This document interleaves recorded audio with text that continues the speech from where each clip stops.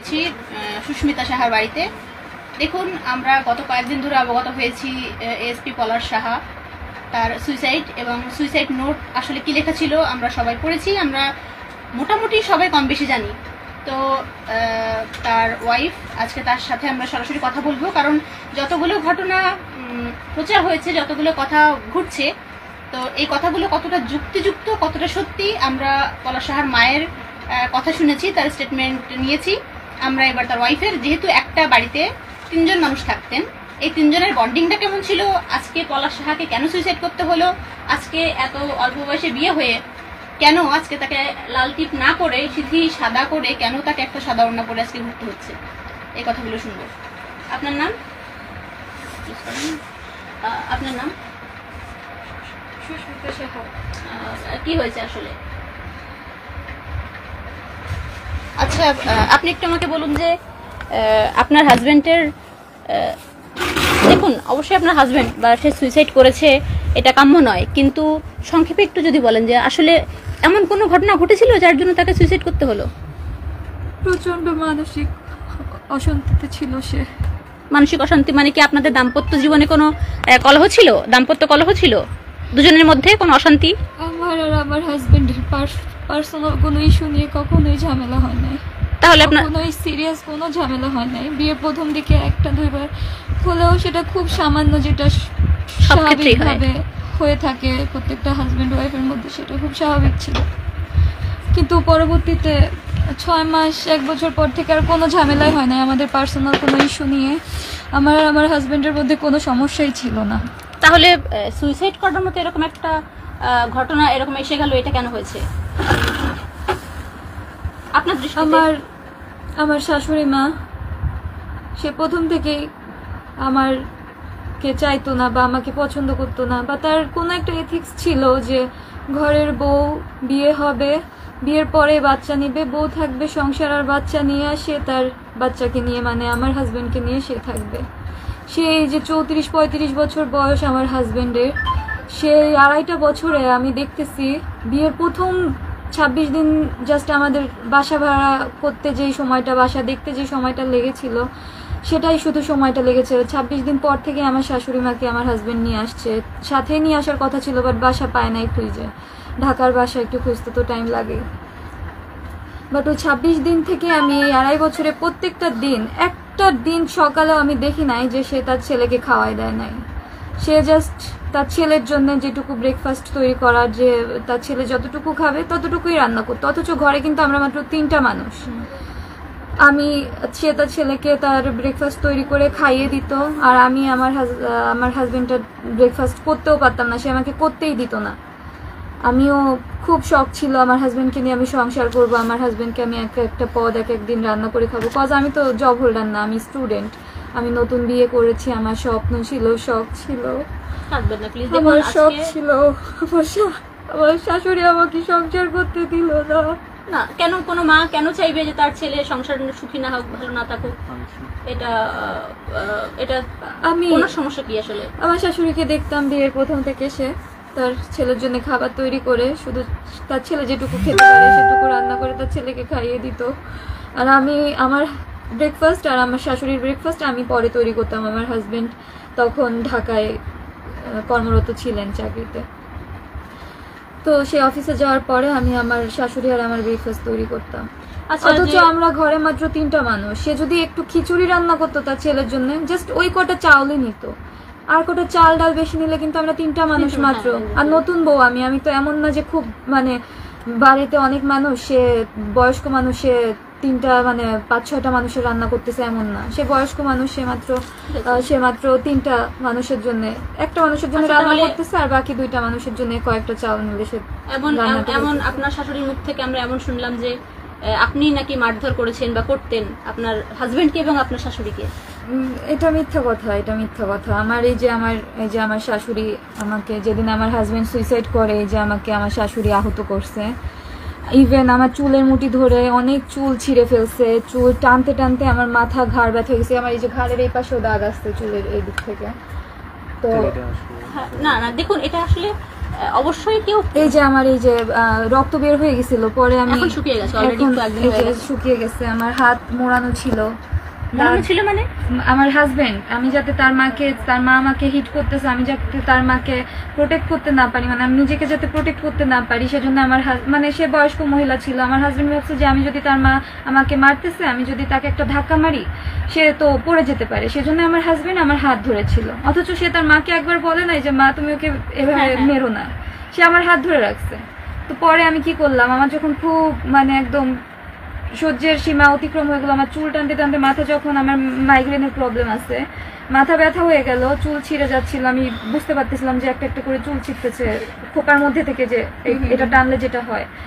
তো তারপরে আমার হাজবেন্ড আর আমার শাশুড়িকে আমি জাস্ট, আমার হাজবেন্ড এরকম হাত ধরা ছিল, আমি দুই হাত কোনো রকম ভাবে একটু শক্ত করে এইভাবে দুজনকে আমার শাশুড়ি পিছনে, হ্যাঁ সেভ করার জন্য করলাম। তো আমার শাশুড়ি পিছনে যে দেওয়াল ধরলো, আর আমার হাজবেন্ড দেখলাম আমার হাজবেন্ড আর কি ওদিকে সরে গেছে, মানে আমার ধাক্কা লেগে ওদিকে সরে গেছে, আর ওদিকে ছিল দেওয়াল।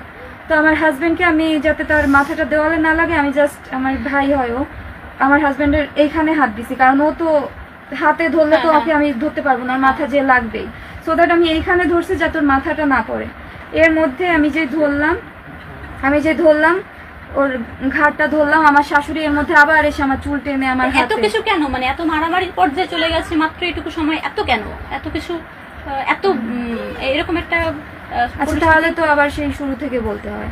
আগের দিন আমার হাজবেন্ড, মানে যে সেদিন যে মারা গেল 7 তারিখ 6 মে সকালে, আমার হাজবেন্ড অফিসে যাওয়ার সময় কখনোই আমাকে বাই করতে পারতো না, টাটা বা বাই দেওয়া, যে ওয়াইফ সে আমার একটা বাই করে যায়, সেটা পারতো না, একমাত্র তার মায়ের জন্য, আমার শাশুড়ি মার জন্য সে পছন্দ করতো না, তাই যেদিনই করতো সে রেগে যেত। তারপর থেকে আমার হাজবেন্ড বাদ দিয়ে দিল বাই দেওয়া তার মায়ের সামনে।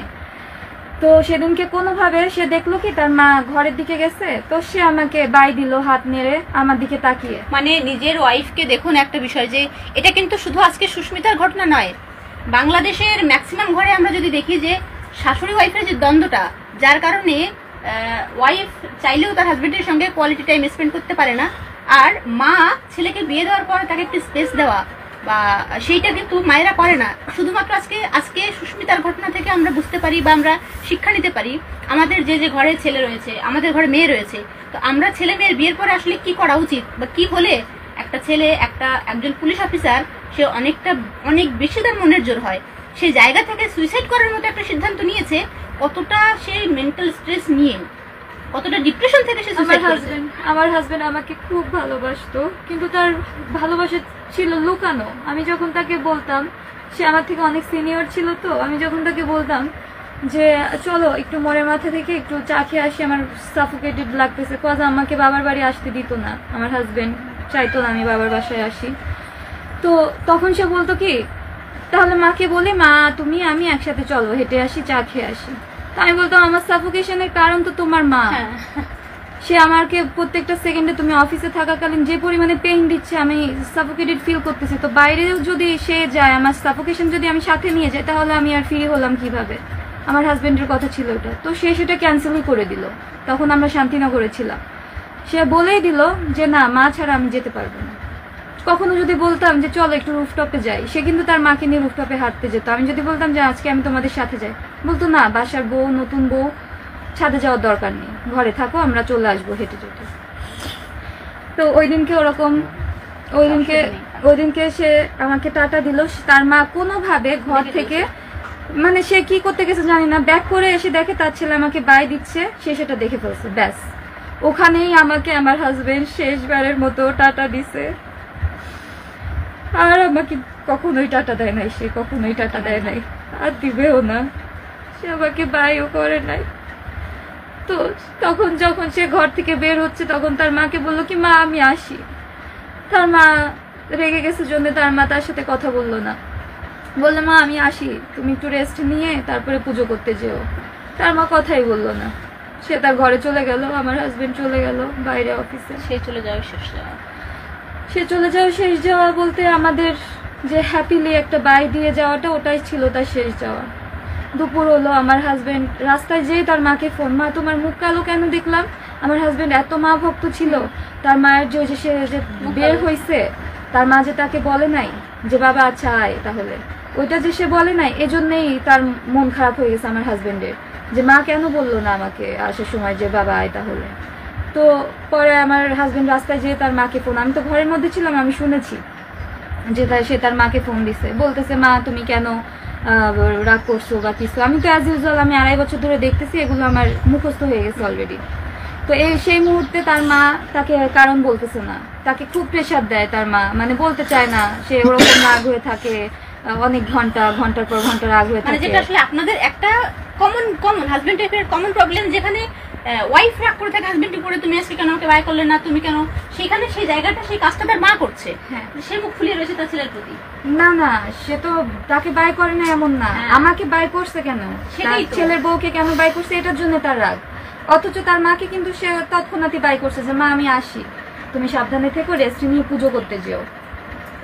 তো পরে তার মাকে যখন সে ফোন দিল কারণ জানতে পারলো, কিন্তু আমাকে সে বলে নাই। পরে আমাকে সে বলতেছে, আমি যখন ফোন দিয়ে জানতে চাইলাম যে কি জানতে পারছো, তোমার মা কেন রাগ করলো, আমি দেখলাম সকাল থেকে তো হ্যাপি ছিল, সে তোমাকে খাইয়ে দিল। 2.5 বছর ধরে আমার স্বামীকে, আমার 34-35 বছর বয়স স্বামীকে, সে তার 12 বছরের সন্তান, বাবা হারা সন্তান যেমন ছিল সেভাবে সে খাইয়ে দিচ্ছে। আচ্ছা, আপনাদের মধ্যে আপনি তাকে খাইয়ে দেওয়া বা সে আপনাকে খাইয়ে দেওয়া এরকম কখনো হয়েছে?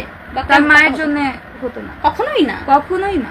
এটা খুবই কমন বিষয় নাকি, আনলাম একটা খাবার আমার ওয়াইফকে খাইয়ে দিলাম, কখনোই না। আপনি আপনার হাজবেন্ডকে খাইয়ে দিলেন, কখনোই না, তার মায়ের জন্য হতোই না। আর খাবার, সে তো তার মাকে মিথ্যা বলে না, কখনোই বলে না। সে তার মায়ের সামনে আমাকে খাইয়ে দিবে, তার মা সহ্য করবে নাকি, কখনোই না। ইভেন আমি একটা ভালো খাবার রান্না করলে সে বলতে পর্যন্ত পারতো না। একবার বলছে যে বা আজকে রান্নাটা তো ভালো হয়েছে, তার মা খাইলই না। সে খাওয়ার সময় থেকেই রাগ, মানে খাবার অর্ধেক খেয়ে উঠে চলে গেল। পরে সে তার মা যে ঘরের রুমে দরজা আটকাই দিল, সে তার মাকে যে পরে খেয়ে দিয়ে উঠে বললো যে মা কি হয়েছে, কি সমস্যা হইলো। সে বলতেছে এত বলার কি আছে, ঘরের বউ রান্না করবে এটাই তো স্বাভাবিক, ভালো রান্না করবে না তা কি বাইরের মহিলা এসে ভালো রান্না করে দিয়ে যাবে? 1 মিনিট, আমি বারবার পজ দিচ্ছি এই কারণে, কারণ আজকে সুস্মিতার যেটা হয়েছে আমরা কখনো চাই না সুস্মিতা বলে কেউ সুইসাইড করুক, এটা আমরা কখনো চাই না। দেখুন, যে মায়ের ছেলেরা বা যে ওয়াইফের হাজবেন্ডরা পুলিশে চাকরি করে, তো আপনারা একটা বিষয় মাথায় রাখবেন, তারা যখন বাইরে কাজ করে তারা কিন্তু প্রচন্ড স্ট্রেসে থাকে। তো বাইরের স্ট্রেসটা, বাইরে এসে বাড়িতে মানুষ কেন আসে? একটু শান্তির জন্য। সেই স্ট্রেসটা যদি রিমুভ করতে না পারে, বাড়িতে এসে আরো ডাবল স্ট্রেস নিতে হয় একটা মানুষ। অনেকে কিন্তু পলাশ সাহাকেও দোষ দিচ্ছে যে ও কাপুরুষ ছিল ইত্যাদি, কিন্তু এই লোকটা কতটা স্ট্রেস সে সহ্য করবে, কতদিন সে সহ্য করবে? এর আগে, বিয়ের আগ পর্যন্ত সে একা ছিল, বিয়ের পরে যখন দুজন হয়েছে সে কিন্তু দুজনকেই ভালোবাসে, কিন্তু তার ভালোবাসাটা সে দেখাতে পারছে না তার ওয়াইফের প্রতি, একটা ওয়াইফের যে এক্সপেকটেশন তার হাজবেন্ডের প্রতি, কিন্তু সে সেটা যে ওপেনলি করবে সে পারছে না। এই কষ্টের জায়গাটা অনেক পুরুষের রয়েছে, সেই কষ্টের জায়গা থেকে আজকে সুইসাইড করেছে পলাশ সাহা, এটা আমরা মনে করি। আপনার কি মনে হয়? তার মায়ের এই অত্যাচার সেকেন্ডের পর সেকেন্ড আমাদের একটা জায়গায় মানে ঘুরতে যেতে দিত না। আমরা হানিমুনে গিয়েছি, সে সাথে যাবে, সে রাগারাগি, আমরা একটা রাত মাত্র হানিমুনে যে কক্সবাজার কাটাতে পারছি। তার মায়ের রাগের কারণে সে আবার ব্যাক করছে, যে মা রাগ করে আছে, সে যেতেই পারলো না। আমরা ঢাকাতে থাকাকালীন যে কোনো জায়গায়, রমনা পার্ক হোক বা যে কোনো একটা ঐতিহাসিক স্থান হোক, ঢাকাতে তো সবকিছু সাজানো, সব জায়গায় সে তার মাকে নিয়ে গেছে। তো একটা পর্যায়ে বিয়ের 6-7 মাস পর্যন্ত আমি খুব ভালোভাবে তাদের সাথে মেইনটেইন করে চলছিলাম। ভিডিওতে দেখেছি আপনি খাইয়ে দিচ্ছেন আপনার শাশুড়িকে, হ্যাঁ, বা জড়িয়ে ধরেছেন, হাসছেন। আমি আমার শাশুড়ি মাকে বিয়ের প্রথমে আমার মা বলতাম, তুমি করে কথা বলতাম, তাকে অ্যাড্রেসিংটা ছিল আমার তুমি, মা তুমি খেতে আসো, মা তোমার কি এটা লাগবে, মা তোমার কি ওটা লাগবে। 6-7 মাস পর্যন্ত আমি এটা মেইনটেইন করছি। আমি কষ্ট পাইতাম, ভিতরে ভিতরে কষ্ট পাইতাম যে আচ্ছা আমার তো স্পেস হচ্ছে না, বা আমি যেটা চাচ্ছি আমাকে তো তারা বুঝতেছে না, আমি শুধু তাদের জন্য করে যাচ্ছি স্যাক্রিফাইস। তো এই 6-7 মাস যখন আমি স্যাক্রিফাইস করলাম, একসময় দেওয়ালে যে পিঠ থেকে গেল, কারণ তখন অনেকগুলো অপবাদ আসতে থাকলো যে আমি এত কিছু করতেছি, তাদের জন্য এত স্যাক্রিফাইস করতেছি, তারপরেও তার মা আমার হাজবেন্ডকে নিষেধ করতেছে যে অফিসের যে বউকে ফোন দেওয়ার কি আছে। আমার হাজবেন্ড বললো যে মা ও দুপুরে খাইছে কিনা, এই জন্য ফোন দিয়েছি। অফিসে গিয়ে মাকে ফোন দেওয়ার যদি যেতে পারে, হ্যাঁ, আমার হাজবেন্ড বলছে যে মা আমি দুপুরেও খাইছে নাকি, এই জন্য ওকে ফোন দিয়ে শুনলাম। বলে তুই তো আমারে ফোন দিয়ে শুনছিস, আমার কাছে শুনলই তো না যে মা ও সুস্মিতা খাইছে কিনা। বলে যে আচ্ছা মা ঠিক আছে, আমি আর ওকে ফোন টোন দিব না অফিস টাইমে। তার মা দিনের পর দিন তাকে মানে প্রলুব্ধ করতে করতে যে সে যেন আমাকে ফোন না দেয় অফিস টাইমে, সে ফোন দেওয়াই বাদ দিয়ে দিল আমার হাজবেন্ড। কিন্তু কখনো মানে তার মাকে মানে বলে নাই যে মা এটা তোর অধিকার, আমার স্ত্রী, ওকে আমি জিজ্ঞাসা করতে পারি, ও কখনো বলে নাই। আমার হাজবেন্ড ওর মায়ের কাছে এতটাই নত ছিল, এতটা ভদ্র ছিল, এতটা মাতৃভক্তি ছিল, যার প্রতিদান আজকে এইভাবে ওকে দিতে হলো। I am sorry to say কি দেখুন, যারা এত অতিরিক্ত যারা মাম্মাস বয়ে রয়েছেন, আপনাদের দুটো অপশন রয়েছে। এরকম কিছু নিউজ কাউন্সিলিং আমাদের কাছে এসছে এর আগে যে আমার মায়ের সাথে এরকম, আমার ওয়াইফ মানতে পারছে না, আমি কি করব। তো সবার জন্য আজকে সুস্মিতা রয়েছে সামনে বসিয়ে আমি এই কথাটা বলছি যে আপনার দুটো অপশন, একটা হচ্ছে আপনি বিয়ে করবেন না, অথবা আপনার দুদিকে ব্যালেন্স করা। মাকে বুঝতে হবে সে বিয়ে করেছে, মাকেও ছাড় দিতে হবে, ওয়াইফকেও ছাড় দিতে হবে। দুদিকে যদি আপনি ব্যালেন্স না করতে পারেন, সুইসাইড কিন্তু সমাধান নয়। আজকে ও একা হয়ে গেছে। আপনার শাশুড়ির আর আপনার কয়টা ছেলে মেয়ে? আমার শাশুড়ির মেয়ে বড় একজন, আর আরো 2টা ছেলে আছে, আর আমার হাজবেন্ড সবার ছোট। তাহলে আপনাদের সংসারের সমস্যাগুলো হচ্ছিল, সে কেন বাকি ছেলেদের কাছে বা গ্রামে থাকলো না কিছুদিনের জন্য হলেও? বাকি ছেলেরা আমার হাজবেন্ডের মায়ের, মানে আমার শাশুড়ি মায়ের এই অন্যায়গুলো মেনে নিত না। তারা ঠিকই তার মাকে শ্রদ্ধা করতো, ভক্তি করতো, কিন্তু তাদের ওয়াইফের সাথে অন্যায় হলে তারা বলতো যে মা এটা ওর অধিকার। তাহলে আমার তাদের যদি মাঝরাতে খেতে ইচ্ছা করতো, তাদের ওয়াইফের হাতের কোনো খাবার, একটা বড়া বা একটা চপ বা একটা ভাজা পোড়া, তাদের ওয়াইফরা ঠিকই তাকে বানিয়ে দিতে পারতো। অথচ আমি আর আমার হাজবেন্ড সন্ধ্যা 9টার পর থেকে আইসোলেটেড, মানে পুরোপুরি রুমের মধ্যে। তার মা আমার হাজবেন্ডকে 2.5 বছরে শীতের সময় শোয়াই দিয়ে, কম্বল মুড়ি দিয়ে, লেপ মুড়ি দিয়ে শোয়াই দিয়ে যেত, বাবু তুই ঘুমা, মাথায় হাত ঠাত বোলাই দিয়ে যতক্ষণ আমার হাজবেন্ড না ঘুমায় ততক্ষণ সে ঘুম পাড়ায় দিয়ে যায়। তো বলতো তুই উঠবি না, সুস্মিতা দরজা দাও। আমি আমার মতো দরজা দিয়ে রুমে চলে আসতাম। বিয়ের প্রথম যে হাজবেন্ড ওয়াইফের কোয়ালিটি টাইম কোনো কিছু ছিল না। মানে আমার শাশুড়িকে আমি নিজে আমার হাজবেন্ডকে বলেছিলাম, আমরা ঢাকায় শান্তিনগরে শেলটেক রহমান ভিলায় 20 তলার 18 তলায় বাসা ভাড়া নিয়েছিলাম। আমি আমার হাজবেন্ডকে নিজে বলছিলাম যে মা যেহেতু গ্রাম থেকে আসতেছে, মাকে মাস্টার বেডটা মাকেই দেওয়া হোক, অ্যাটাচড বাথরুম আছে, বড় রুম আছে, ব্যালকনি আছে সাথে, ওই রুমটা মাকে দেওয়া হোক, মা একটু অ্যাডজাস্ট করুক। আমি নিজে বলেছি আমার হাজবেন্ডকে। আমার হাজবেন্ড বললো বাহ তুমি তো ভালো, অন্য কেউ হলো তো বলতো যে মাস্টার বেড আমি নিব, কিন্তু তুমি বলছো আমার মাকে দিতে। আছে ঠিক আছে, হ্যাঁ আমার মা তো গ্রাম থেকে আসছে, আমি আমার মাকে ওই মাস্টার বেডটাই দিব। সেও দিল, আমার তো কোনো আপত্তি ছিল না। আমি আমার শাশুড়ি মাকে খাইয়ে পর্যন্ত দিয়েছি। আমার শাশুড়ি মার মাথা ব্যথা করলে মাথা টিপে দিতাম, মাথায় তেল দিয়ে দিতাম, জল দিয়ে দিতাম, সবকিছু করেছি। কিন্তু উনি আপনার সাথে যেরকম করেছে, বাকি যে আপনার জায়েরা আছে, বাকি 2 বউ, ওনার আর যে 2 পুত্রবধূ, তাদের সাথেও কি এরকম করতেন না শুধু আপনার সাথে? আমার মেজো জায়ের বিয়ে, আমার বিয়ে 3 মাস আগে হওয়ার কারণে আমার মেজো জা এটা ফেস করে নাই। আমার বড় জা এর সাথে 11 বছর শুনেছি ছিল, তো আমার বড় জা এটা ফেস করেছে। আমরা যতটা শুনেছি আপনার বড় জা বিয়ের এই 11 বছরে মাত্র 3 বার বাপের বাড়ি গেছে, যেতে পেরেছে মাত্র 3 বার।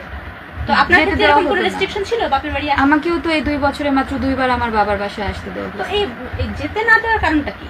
সে তার 3 ছেলেকে এভাবে মানুষ করছে, বউদের বাপের বাড়িতে যেতে দেওয়া যাবে না খুব বেশি। আর যাওয়ার কি প্রয়োজন আছে, সংসার হয়েছে, নতুন সংসার করুক, এটাই আমার শাশুড়ি মার এথিক্স, যার কারণে বাবার বাড়িতে আসাও আমার খুব সীমিত ছিল। আপনারা তো তখন চট্টগ্রামে ছিলেন যখন উনি সুইসাইড করলেন, চট্টগ্রাম পোস্টিং না? তো তারপরে যখন ওখানে গেলেন বা বডি যখন বাড়িতে নিয়ে যাওয়া হলো, তো তখন আপনারা ওখান থেকে কিভাবে গেলেন? মানে আপনার হাজবেন্ডের বডি নিয়ে সরাসরি গেলেন নাকি আপনারা আলাদা চলে গেছিলেন গ্রামে? আমাকে গ্রামে নিতে দেওয়া হয় নাই, কারণ আমার ভাসুররা আমার হাজবেন্ডের মারা যাওয়ার খবর পেয়ে তারা ইন্টারভিউ দেওয়া শুরু করছিল। তারা আমার প্রতি তাদের যে আমার ক্ষোভটা দেখেছি আমার সাথে, হ্যাঁ আমার বড় ভাসুর, মেজো ভাসুর তো নিজে ইন্টারভিউ দিয়েছে। মেজো ভাসুরের ওয়াইফ পাশ থেকে বলতেছে যে আমার মা বাবা ভাই নাকি আমার সাথে আমার হাজবেন্ডকে প্ররোচনা দিছে আত্মহত্যার জন্য, অথচ আমার মা বাবা ভাইয়ের সাথে আমার হাজবেন্ডের কথাই হতো না। কথা হতো না? তারা গেছে কতবার আপনার বিয়ের পরে? আমার বাবার বাসা থেকে আমার শ্বশুর বাড়িতে, মানে আমার হাজবেন্ডের বাসায় একবারও যাওয়া হয় নাই। আমার 2টা ভাই মাত্র একবার গিয়েছিল, তাও বিয়ের পর আমার কিছু জিনিসপত্র দেওয়ার জন্য তারা গিয়েছিল। আর আমার মা বাবা কখনোই যায় নাই, কখনোই না। তারা যে একটা জামাই আদর পাবে বা জামাই বাসায় যাবে, সেটা তারা পায় নাই, তারা যায় নাই। 2.5 বছর যাবত আমার শাশুড়ি মা, আমার হাজবেন্ড, আমার মা বাবাকে তাদের বাসায় অ্যালাউই করে নাই। দেখুন আজকে আপনার কথাগুলো, আপনার এই বিষয়টা বাইরে আসার পরে কিন্তু অনেকেই তাদের কথা বলছে যে তাদেরও এরকম সমস্যা, অনেক ছেলেরা এরকম রয়েছে যে এই মা ভক্ত ছেলে বা ওয়াইফের সাথে সে টাইম কাটাতে না পারা।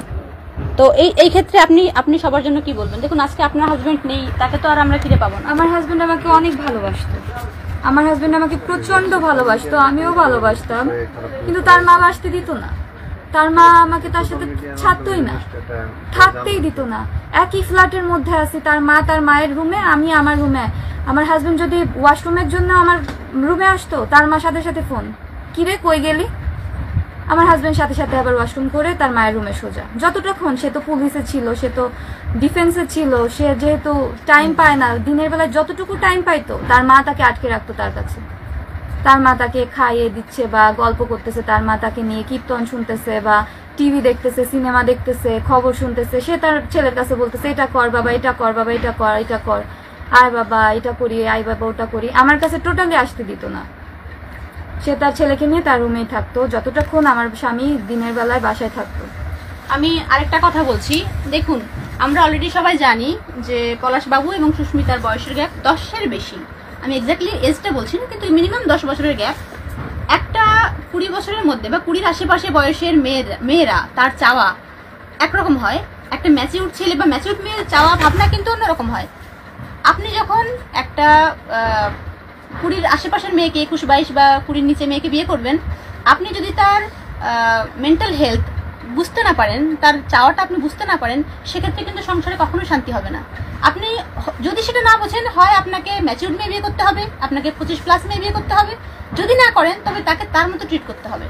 এবার সেটা দেখে যদি পাশে হয়, আজকে কিন্তু সুস্মিতা এইভাবে কাঁদছে, আজকে এরকম ওর কাঁদার কথা নয়। ও অনার্স ফার্স্ট ইয়ারে পড়ে। কোথায় পড়ছো সুস্মিতা? ও এতটাই ভেঙে পড়েছে, ও উঠতে পারছিল না বিছানা থেকে। আমরা অনেকের ইন্টারভিউ দেখেছি, এসে আমরা 1 ঘন্টা বসে রয়েছি। ও অনেক কষ্ট করে উঠে এসে এইভাবে বসেছে, তবু ওকে ধরে এনে বসাতে হয়েছে। ও সোজা হয়ে হাঁটতে পর্যন্ত পারছে না। ও এত কাঁদছে যে এরকম আজকে ওর অবস্থা। তো দেখো, কেঁদো না প্লিজ, ও অনেক ছোট, আমি ওকে প্রথম দেখা, কিন্তু তবু তুমি করে বলছি, ছোট বোনের মতো। আজকে তোমার কষ্টটা অনেকগুলো মেয়ের কষ্ট। এই সুইসাইডের যে কারণ আমরা মোটামুটি বুঝে গেছি, আমরা মানে সমস্ত দর্শক বা সমস্ত বাংলাদেশ বা বিভিন্ন দেশের মানুষ। আমার শাশুড়ি আমাকে সংসার করতে দিল না। আমি ওনাকে বলেছিলাম যে মা একটু স্পেস দেন, আমি আমার হাজবেন্ডকে নিয়ে একটু সংসারটা করি, দিল না। আমার হাজবেন্ড জবে থেকে আমার হাতে রান্না ভালো খাওয়া শুরু করলো, সে আমাকে রান্নাও করতে দিল না। সে আমার হাজবেন্ড বাজার থেকে কি বাজার করতেছে সে আমাকে দেখতেও দিত না। সে সব কিছু নিজে নিয়ে নিজের মতো রাখতো, নিজের মতো রান্না করতো। আমার হাজবেন্ডের ইচ্ছাও রান্না করতো না। সে একটা কি বলবো, সে নিজের স্বার্থ মতো তার যা মন চায় সেটাই রান্নাতো। আমার হাজবেন্ড একটু ভর্তা ভালোবাসতো, একটু পদে পদে রান্না ভালোবাসতো। কয়েক পদের ভর্তা হবে, একটু রান্না ভালো হবে কয়েক পদের। বলতো মা আমি আলু ভর্তা ভালো খাই, সে বলতো আলু খাওয়া ভালো না। সে বেগুন ভর্তা ভালো খেত, সে বেগুন ভর্তাই করতো। আমার হাজবেন্ড বলতো মা দুধ তো গরমই ভাল লাগে। বলতো বাবা দুধ গরম করে তোকে সাথে সাথে খাওয়াবো কেমনে? আমি আগে জাল দিয়ে রাখছি, ঠান্ডা হয়েছে, খা, সমস্যা নাই। তো আবার মানে কি বলবো, মানে আমার হাজবেন্ডের ইচ্ছা মতো, আমার হাজবেন্ডের যদি কখনো ইচ্ছা করতো যে আমি তাকে একটু পোলাও বা মাংস রান্না করে খাওয়াতে পারতাম না, কারণ আমার শাশুড়ি মা বাসায় মাংস খেতেন না। সে ডিম মাছ খেতেন কিন্তু মাংস খেতেন না। বিয়ের প্রথম মাত্র 1 থেকে 2 বার বাসায় মাংস আনা হয়েছিল। তো আমার শাশুড়ি মা আমরা যখন মাংস খেতাম তাকে কিন্তু আমি ডিম ভুনা করে দিতাম, মাছ রান্না করে দিতাম, আর আমাদের জন্য মাংস রান্না করতাম। তো দেখা যেত কি তাকে এত কিছু রান্না করে দেওয়ার পরে তার মুখ কালো। আমরা 3 জন একসাথে বসে খাইতাম, যখন দেখতাম তার মুখ কালো। তো তার ছেলে একদিন জিজ্ঞাসা করলো যে মা তোমার মুখ কালো কেন, কি হয়েছে? বলে যে তোরা মাংস খাচ্ছিস, মাংস খাওয়া কি ঠিক? তো আমার হাজবেন্ড তখন বুঝতে পারলো যে আচ্ছা আমার মা হয়তো আগে চাইতো, বা আমার মা এখন মাংস খেতে পারে না জন্য মা রাগ করে বা মায়ের লোভ যায়, সে এটা বলতো। তখন থেকে আমার হাজবেন্ড আমাদের বাসায় মাংস আনা বাদ দিয়ে দেয়। এই যে বাসায় যে এতগুলো কাজের মহিলা, এই যে ঢাকার বাসায় 2 জন কাজের মহিলা ছিল, আমরা শান্তিনগর যখন ছিলাম তখন একজন, আর রমনা পুলিশ কমপ্লেক্সে যখন ছিলাম তখন একজন। আবার এই বাসায় আছে মানে চিটাগাং যে বাসায় ছিলাম সে বাসায় কাজের লোক ছিল। কেউ বলতে পারবে না যে আমার হাজবেন্ড মাংস আনছে কোনোদিন, একমাত্র আমার শাশুড়ি মার কারণে। আমার শাশুড়ি মা বাসায় মাংস আনতে দিত না। অথচ আমার বয়স, আমার হাজবেন্ডের বয়স কিন্তু খাবার দাবারে, আমরা ইচ্ছা করলে আমরা বাসায় আমি আমার হাজবেন্ডকে পোলাও রান্না করে খাওয়াবো, বিরিয়ানি রান্না করে খাওয়াবো, কিন্তু পারবো না। শুধু ভালো পারবোই না, মানে সে টোটালি করতেই দিবে না, আমাকে রান্না করতেই দিবে না। কারণ আমার হাজবেন্ড তাহলে আমার রান্নার স্বাদ পেয়ে যাবে।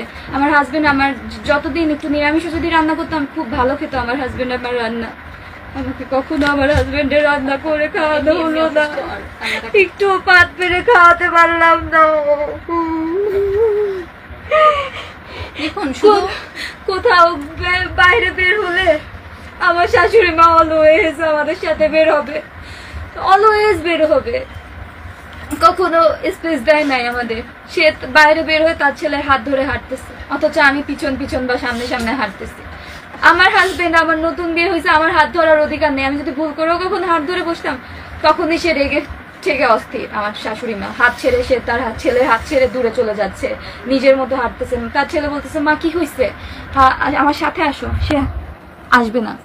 পরে আমার হাজবেন্ড বুঝতে পারলো যে আচ্ছা আমার হাত ধরছে জন্য আমার মা রাগ করছে, সে আমার হাত আর ধরতো না।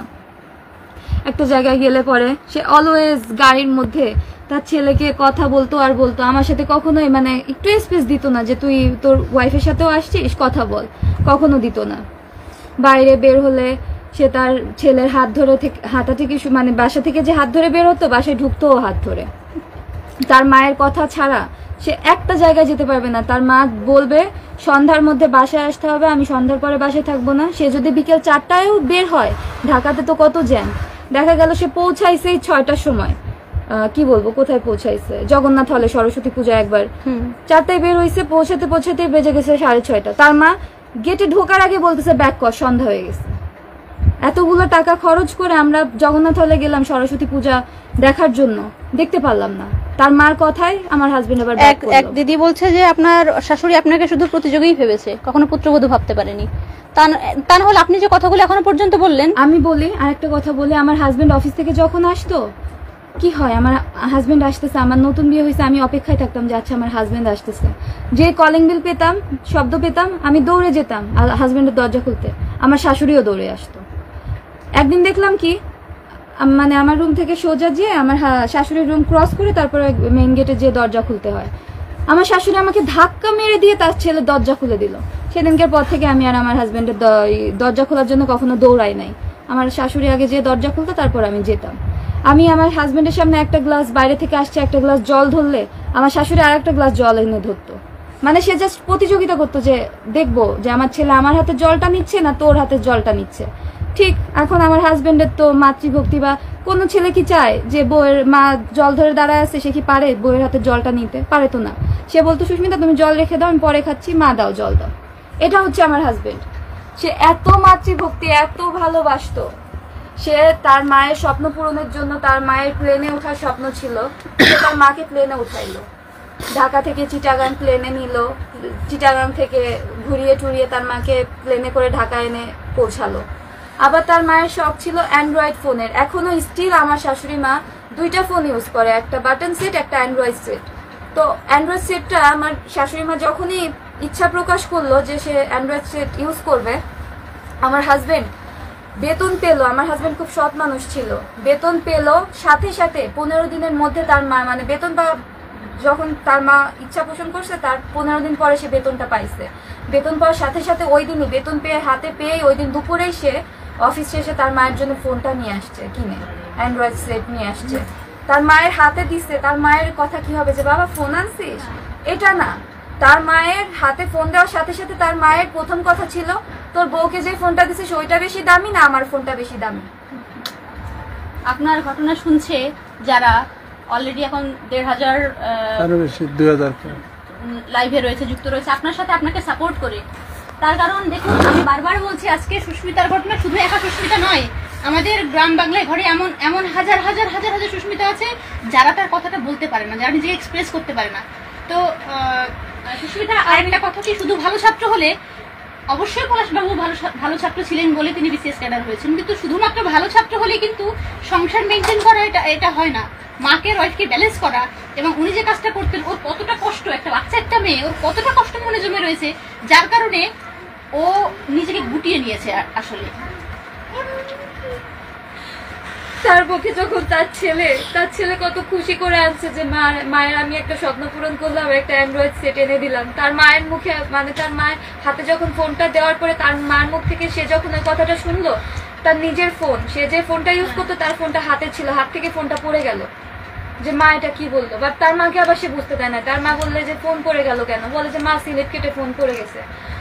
সেই আমার হাজবেন্ড আমাকে রাত্রিবেলায় বলতেছে, দেখছো আমার মায়ের মেন্টালিটি, আমি ফোন এনে দিয়েছি, সে জিজ্ঞাসা করতেছে তোমার ফোন দামি বেশি, তোমাকে যেটা কিনে দিয়েছি নাকি তার ফোন দামি বেশি। আমি বললাম তাহলে বোঝো তোমার মা তোমাকে ঠিক কতটা ভালোবাসে, তোমার মা কি আদৌ তোমাকে ভালোবাসে নাকি সে তার স্বার্থকে ভালোবাসে।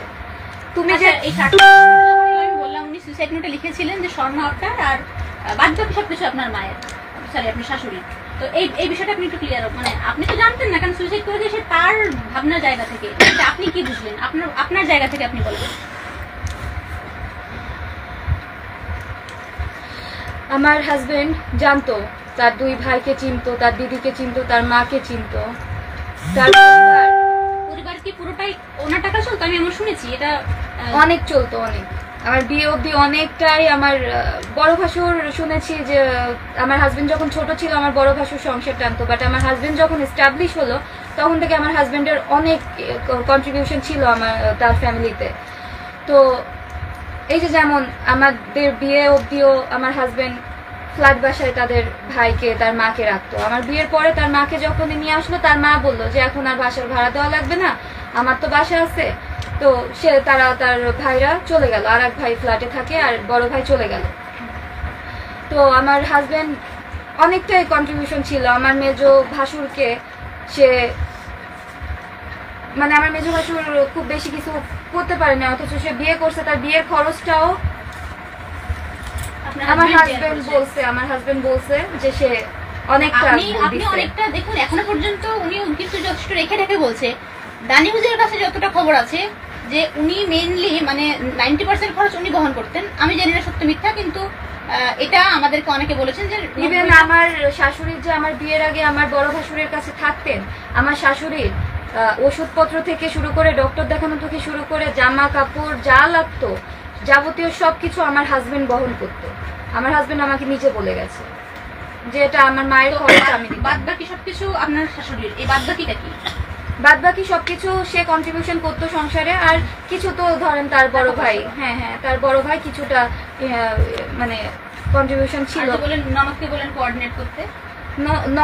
আমার ননদ আমাকে পছন্দ করে তার ভাইয়ের বউ করছে, তো ননদের উপর আমার হাজবেন্ডের বিশ্বাস ছিল। আমার ননদ হয়তো তার শুভাকাঙ্ক্ষী হওয়ার কারণে আমার ননদকে সে কোঅর্ডিনেট করতে বলছে। সে তার দিদি তো, একমাত্র দিদি তো, তার দিদির ছেলের বয়সী সে, মানে আমার ননদের যে মেয়ে আর আমার হাজবেন্ড মাত্র 2 বছরের ছোট বড়।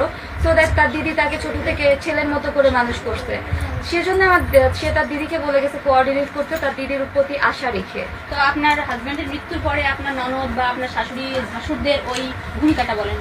যখন জানতে পারেন প্রথমে তো আপনাকে ফোন করা হয়েছে, অ্যাজ এ ওয়াইফ আপনার কাছে ফোনটা আসবে, তো তারপরে তাদের বাড়িতেও জানানো হয়েছে। হ্যাঁ, আমার হাজবেন্ড জানতো যে তার ভাই তার দিদিরা কখনোই আমাকে আমার হাজবেন্ডের সম্পত্তি কি একটা কোটি পয়সাও দিবে না। আমার হাজবেন্ড তার ফ্যামিলিকে চিনতো, তো সে কারণে সে উল্লেখ করে দিয়ে গেছে যে যতটুকু স্বর্ণ, মানে স্বর্ণ যেটুকু আছে সেটুকু যেন আমি নিয়ে যাই, আর তার যে জমি আছে ব্যাংক ব্যালেন্স যা আছে, বা এই যে সে যে লিখে গেছে যে স্বর্ণবাদে যা কিছু আছে তা সব তার মায়ের। স্বর্ণের কথা উল্লেখ করছে, সে এমন ভাবে উল্লেখ করে আমাকে দোষী সাব্যস্ত করে দিয়ে গেছে যে সে অ্যাজ ইফ সে একটা এসপি ছিল। দেশবাসী সবাই ভাবতেছে যে সে একটা এসপি, তার মানে তার ভরি ভরি গহনা ছিল, বাট না, যা গহনা ছিল সেটা আমার বিয়ের ভিডিও ফেসবুকে এখন ভাইরাল। বিয়ের ভিডিওতেই আপনারা চেক করলে পাবেন যে সে একটা প্লেটে যতটুকু স্বর্ণ দিছে ততটুকুই। আর বিয়ের মাত্র 2 বছর হয়েছে, এর মধ্যে সে আর স্বর্ণ কিভাবে বানিয়ে দিবে? আর স্বর্ণের যা উঠতি দাম, বিয়েতে একটা ভালো খরচ হয়। এরপরে বিয়ের খরচ শেষ ওই তারাশি গ্রামে জানা মতে তখনকার সব থেকে মানে এই 50 বছর, গোটা 50 বছরে আমার হাজবেন্ড সব থেকে বেশি বড় করে তার বিয়ের উদযাপন করেছে, যার কারণে সে বিয়ের 2 বছরের মধ্যে আমাকে আর গহনা কিভাবে দিব সে বানিয়ে? এটা তো আর যেটা হয় কি হিন্দুদের জন্য যেটা হয়, যেহেতু মেয়েরা বাপের বাড়ির সম্পত্তি পায় না, তো মা বাবা ভাইরা যেটা চায়, এবং আমি এই বাড়িতে এসে সবাইকে দেখছি ওরা তাদের বোনকে এত ভালোবাসে। এই একটু মাসিমাকে দেখি, মাসিমা একজন হিন্দু মানুষ শাখা সিঁদুর পরে, উনি টিপ পড়ছেন না, সিঁদুর পড়ছেন না, কেন কি তার মেয়ে কপাল ফাঁকা করে ঘুরছে, তাহলে আমি এইখানে আমি কি করে সাজি? এটা উনি সাজছে না পর্যন্ত। তো সেই জায়গা থেকে বিয়ের সময় সব মা বাবাই চায় যে আমি যতটুকু পারি মেয়েকে ওই সময় দিয়ে দেওয়ার, তাতে করে এটা আমরা ধরেই নিতে পারি ওকে যে গয়নাটা নিতে, অনেকে জিজ্ঞেস করছেন গয়নার বিষয়ে, তো ওকে যে গয়নাটা নিতে বলা হয়েছে তার উনি তো ওনার ওয়াইফকে দেবেনি, কিন্তু এইটুকু সময়ের মধ্যে ম্যাক্সিমাম টাইম বাপের বাড়ি থেকে দেওয়া, এটা খুব সম্ভব। আমার বাবার বাড়ি থেকে যা দিয়েছে বিয়ের সময়, আর আমার হাজবেন্ড আমাকে যা দিয়েছে বিয়ের সময়, সেটা বিয়ের ভিডিও যেহেতু ফেসবুকে ঘোরাফেরা করতেছে, আপনারা চেক করলে জানতে পারবেন যে কতটুকু স্বর্ণ হতে পারে ওখানে। তো স্বর্ণ সে উল্লেখ করে দিয়ে গেছে, জাস্ট সে তার বউকে অন্তত কিছুটা হলেও, আমার নামে সেই 2 বছরে কিছুই করে নাই, কিচ্ছু করে নাই, কিচ্ছু না।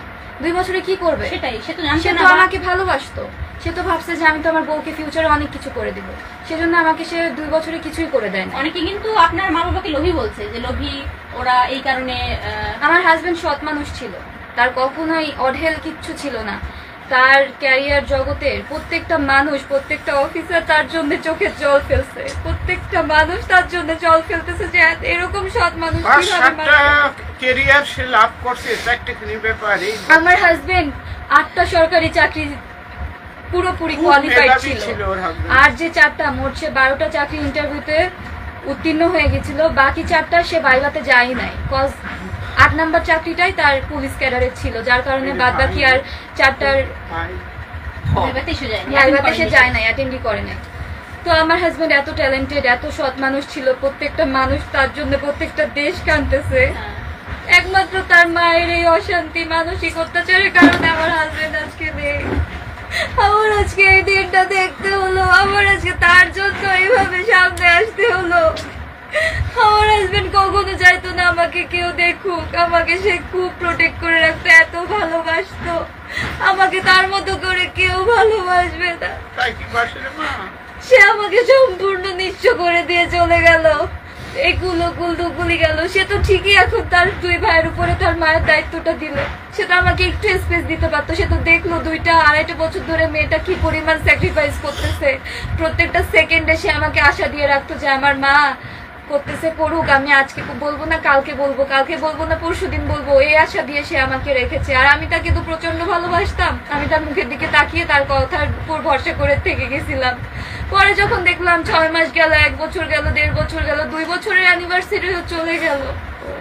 আপনি কি আপনার ফ্যামিলি ক্রাইসিসের কথা আপনার বাপের বাড়ি মা বাবাকে বলতেন? না, আমি শুনেছি আপনার ভাইয়ের কাছে। না, আমি বলতাম না, কারণ আমার হাজবেন্ড এত উচ্চপদস্থ একজন কর্মকর্তা, আমি যদি তার সংসারে থেকে এরকম অশান্তিতে আসি, আমাকে আমার শাশুড়ি খেতে পর্যন্ত দিত না, আমার শাশুড়ি আমাকে খেতে পর্যন্ত দিত না। আমার বাবা মাকে আমি কি বলবো যে তারা এত উচ্চপদস্থ কর্মকর্তার কাছে তার মেয়েকে পাত্রস্থ করে, তার মেয়ে এই অবস্থা, সেজন্য আমি আমার হাজবেন্ডের সম্মানের কথা ভেবে আমি বলতাম।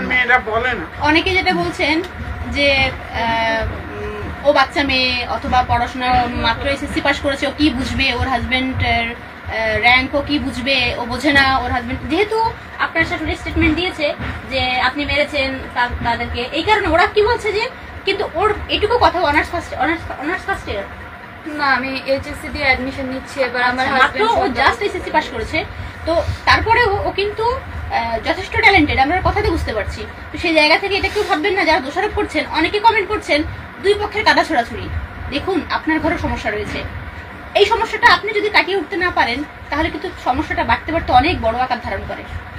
তাই ওর ফ্যামিলির, ওর 2টা ভাই, ওর মা, ওর বোন, ওর ভাগ্নে, ওর ভাগ্নি, প্রত্যেকটা মানুষের কাছে আমি হেল্প চাইছি, প্রত্যেকটা মানুষের কাছে আমি দিনের পর দিন হেল্প চাইছি, যেহেতু ওরা আমার হাজবেন্ডের বাড়ির মানুষ, ভাই হয়, ওরাই আসল পরিবার, ওরাই আসল পরিবার। ওরা আমার শ্বশুর বাড়ি তো আমার বিয়ের পরে আমার শ্বশুর বাড়ি তো তাদেরকে আমি জানাইতাম, আর আমার ননদ যেহেতু আমাকে পছন্দ করে নিছে তাকেও জানাইতাম, কিন্তু তারা কেউ না হেল্প করে নাই, তারা কেউ হেল্প করে নাই। তারা দেখতেছে যে তাদের মায়ের এত সমস্যা। আমার বড় ভাসুরের সাথে যেহেতু, বড় ভাসুর আর বড় ভাসুরের বউয়ের সাথে যেহেতু আমার শাশুড়ি মা 11 বছর ছিল, আমার বড় ভাসুর কিন্তু ঠিকই জানতো।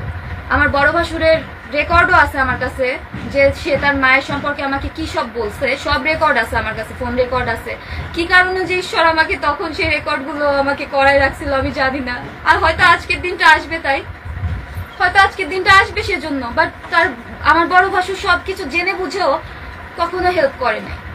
সে তার একবারও তার মাকে বলে নাই যে মা, ওরা তো নতুন বিয়ে করছে, তাহলে তুমি কিছুদিনের জন্য, 15 দিন বা 1 মাসের জন্য হলো আমার কাছে চলে আসো, ওরা নিজেদের মধ্যে একটা বোঝাপড়া করে নি। আমার ননদও হেল্প করে নাই। এক পর্যায়ে আমার ননদের সাথে আমার কন্ট্যাক্ট বন্ধ হয়ে গেল, কারণ আমার ননদ আমার সাথে কথাই বললো না। সে আমাকে বলতো তুমি মানায় নাও, আমার মার বয়স হয়েছে, আমার মা এরকমই। না না, বয়স তো খুব বেশি বয়স হয়েছে তো আমরা দেখছি না।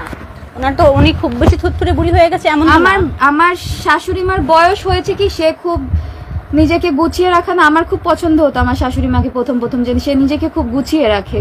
হয় না কিছু কিছু মহিলা বয়স হলে তো তাদের দিক বিদিক থাকে না, বাট আমার শাশুড়ি মার খুব ভালো মতো নিজেকে টিপটপ রাখতো, শাড়ি পরতো, সুন্দর সুন্দর পোশাক আশাক। আজকে আপনি জাস্ট 20-র কাছাকাছি বয়স, সেখানে আপনি একটা সাদা ওড়না মুড়িয়ে এখানে আজকে বসেছেন ক্যামেরার সামনে। আর আপনার শাশুড়িকে আমরা দেখুন, আমরা কাউকে ছোট করছি না, এখানে কেউ দা নিউজের শত্রু না, কেউ মিত্র না, আমরা সত্যিটার সামনে আসুক এটা চাই। সেই জায়গা থেকে আপনি আজকে আমি দেখছি আপনার কান খালি গলা খালি কোথাও কিছু নেই।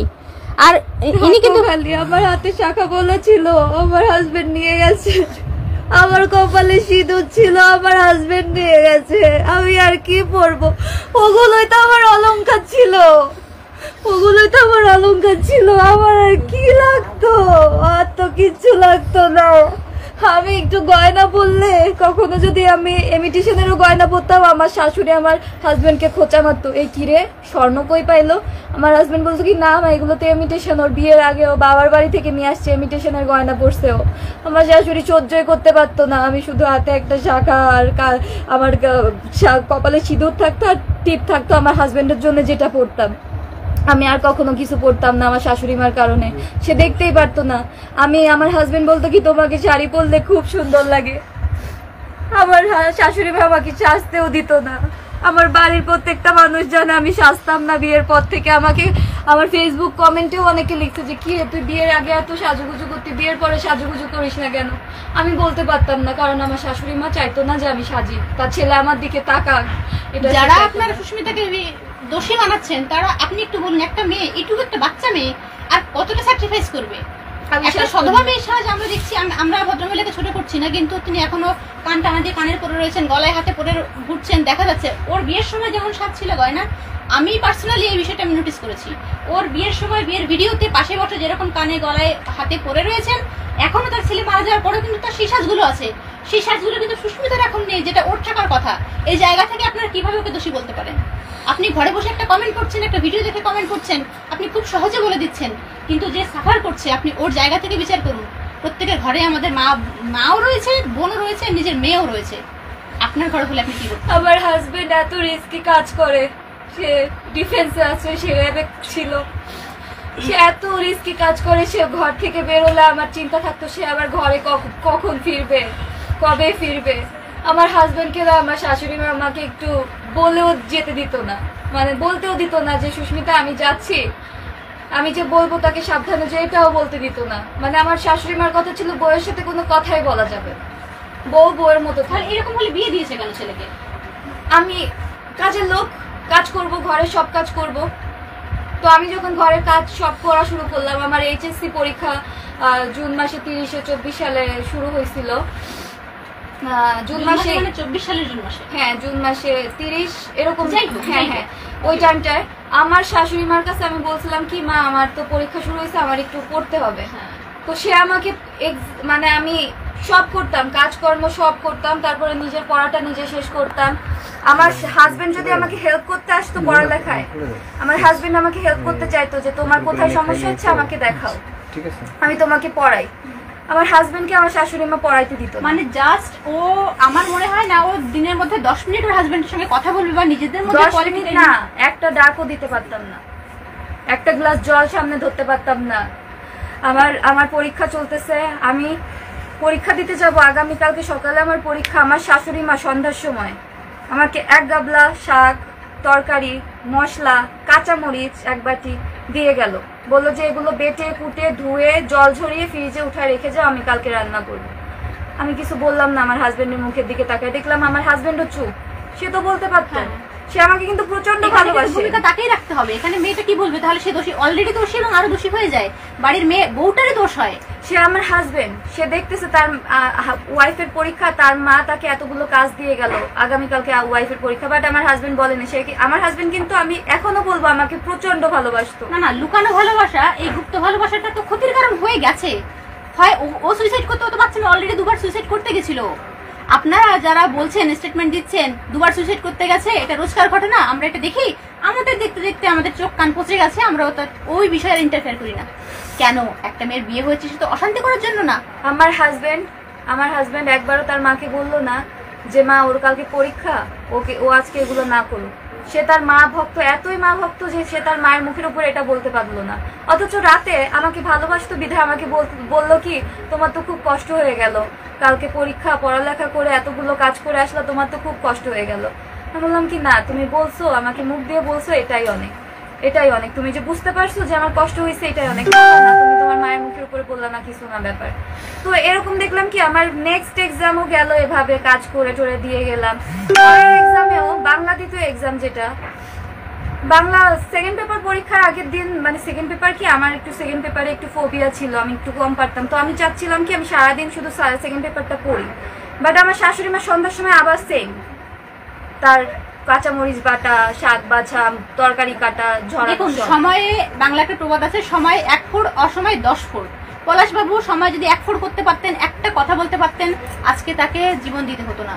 এটা কোনো সমাধান নয়। আপনি চলে গেছেন, আপনার মা কিন্তু বদলায়নি। আপনার উচিত ছিল পলাশবাবুর মতন বাকি যারা রয়েছেন, যারা কথা বলতে পারেন না, অবশ্যই মাকে ভালোবাসুন, কিন্তু আমার লিমিটটা বুঝতে হবে। এখন সবাই যদি বলে যে আমার সাক্ষী কই বা এগুলো কে দেখছে, আপনারা তো ঘরে 3টা মানুষ ছিলেন। আমাদের বাসায় যে কাজের মহিলাগুলো ছিল তারা এখনো জীবিত আছে। আর আমার হাজবেন্ড মারা যাওয়ার আগে তার অফিসের কলিগকে বলে গেছে সব, তার অনেক কলিগকেই, 2-3টা কলিগকে সে তার সমস্যার ব্যাপারে বলে গেছে, তারা জানে অলরেডি। তো যে বাংলা দ্বিতীয়র আগের এক্সামে যখন দেখলাম এটা, তখন আমি, যেহেতু আমার হাজবেন্ড সেদিনও চুপ, সে জানে আমার কত সমস্যা হচ্ছে, তখন আমি নিজেই বললাম যে মা ঠিক আছে, আমি এগুলো তো আজকে করে দিলামই, আর কালকে তো শুধু ঘোটার কাজটা, রান্নার ঘোটার কাজটা আমি কালকে সকালে একটু ভোরে উঠে রান্নাটাও করে দিয়ে যাব, কোনো সমস্যা নেই, আপনারা দুপুরে আপনাদের খিদে লাগলে খেয়ে নিয়ে। এইটা যে বলছি তখন আমার হাজবেন্ডের গায়ে লেগে গেছে, আমার শাশুড়ির লেগে গেছে। তখন আমার শাশুড়ির সাথে সাথে ওই মুহূর্তে তার ছেলেকে নিয়ে ঘরে ঢুকে গেছে। কত বড় সাহস!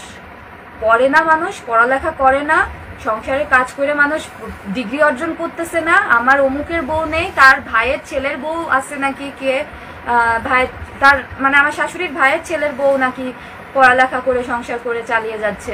জানি না, আমি কারোর উদাহরণ দিব না। সে বলতেছে অমুকের বউ করতেছে, তমুকের বউ করতেছে, তোর বউর এত বড় সাহস। অথচ কিন্তু আমি আগের এক্সামগুলো এইভাবেই কাটাইছি, একবার শুধু মুখটা খুলেছি। আমি বাকি সমস্ত মেয়েদের উদ্দেশ্যে বলবো, দেখুন আপনি যত চুপ থাকবেন এই সমস্ত ক্ষেত্রে, তত কিন্তু আপনাকে পেয়ে বসবে।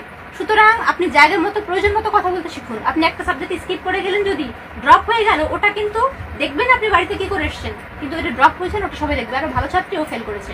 সুতরাং জায়গা মতো কথা বলতে শিখুন। আমি যখন একবার উত্তর দিলাম তখন আমি খারাপ হয়ে গেলাম, যে আমি ঘরের কাজ করতে চাই না। পরীক্ষা আমার, আমি কাজ করতে চাই না নাকি ঘরে? সব করার পরেও আমি পরীক্ষা কাজ করতে চাই না। পরবর্তীতে আমার হাজবেন্ড বললো যে মা ঠিক আছে, তাহলে এই কয়দিন পরীক্ষা যখন, তুমি তাহলে না হয় এই কয়দিন কাজের মহিলাকে আরো কিছু টাকা বাড়িয়ে দিয়ে ঘরের কাজগুলো করাই নিও, আর তোমার যতটুকু সম্ভব তুমি করাই নিও, তুমি যতটুকু পারবা কইরো, আর যদি রান্নাও করাইতে চাও করা, আমি দিয়ে দেবো, সমস্যা নেই, ওর পরীক্ষা যেহেতু ওকে থাক। তো এটা নিয়ে আমার শাশুড়ি অনেক ঝামেলা করেছে আমার হাজবেন্ডের সাথে, যে কেন এটা সে অলরেডি এটা এখানে বসে আমি শুনতে শুনতে আমি জাস্ট পাজলড হয়ে যাচ্ছি। যারা ওখানে কমেন্ট করছেন, অনেকে বলছেন তাদের চোখে ধরছে না, জল ধরছে না, এবং তারা জাস্ট নিতে পারছি না। তাহলে ও 2.5 বছর এভাবে সহ্য করলো। ওর কাছে এক একটা দিন, আমি একজনের লেখা পড়েছিলাম, তিনি বলছেন আপনার বাড়িতে 43 ঘন্টা ছিলেন আপনার ফ্ল্যাটে গিয়ে, সে আর থাকতে পারেনি এবং সে কখনোই আর যাবে না বলে সে মনে মনে বলেছিল। সে জায়গা থেকে মেয়েটা 2.5 বছর, মানে 2.5 যুগের সমান কিন্তু কেটেছে। আপনারা বয়স হয়ে গেছে, আপনি ভাবছেন আমার সব আমার রাজত্ব, একটু যদি স্পেস না দিতে পারেন তাহলে আমার স্যাক্রিফাইস নিয়ে, আমার স্যাক্রিফাইস যদি থাকে, 2.5টা বছরে প্রত্যেকটা সেকেন্ডে স্যাক্রিফাইস ছিল। আমার হাজবেন্ডকে আমার একটা টেক্সট করার অধিকার পর্যন্ত দিত না। মেসেজ আসলে আমি যদি ফোন নিতাম, সে তার ছেলেকে ফোন দিয়ে বলতো, কি রে কি করতেছিস, তুই কাজ করতেছিস নাকি ফোন নিয়ে বসে আছিস? মানে আমি ফোন দেখতেছি, হয়তো ফেসবুকে দেখতেছি বা আমার হাজবেন্ডকে টেক্সট করতেছি, আমার শাশুড়ি মা আমার হাতে ফোন দেখে বলতো, কি রে তুই কি ফোন নিয়ে বসে আছিস না কাজ করতেছিস? সে কিন্তু অফিসে। এটা জাস্ট টু মাচ। এটা আসলে মানে এগুলো আসলে মানে বলার কোনো জায়গা নেই। দেখুন আজকে এই ঘটনাগুলোর জন্য হাজবেন্ড ওয়াইফ, আমরা বিয়ের পর যখন কোয়ালিটি টাইম আমরা পাই নাই, আমার হাজবেন্ড বলতো যে আমি তো আছি, আর বউ তো রাত তো আছেই, তোমার সাথে তো রাতে থাকবোই। এখন কি সে নাই? আমি এখন তো মিথ্যা বলতে পারবো না, সে এখন স্বর্গীয়।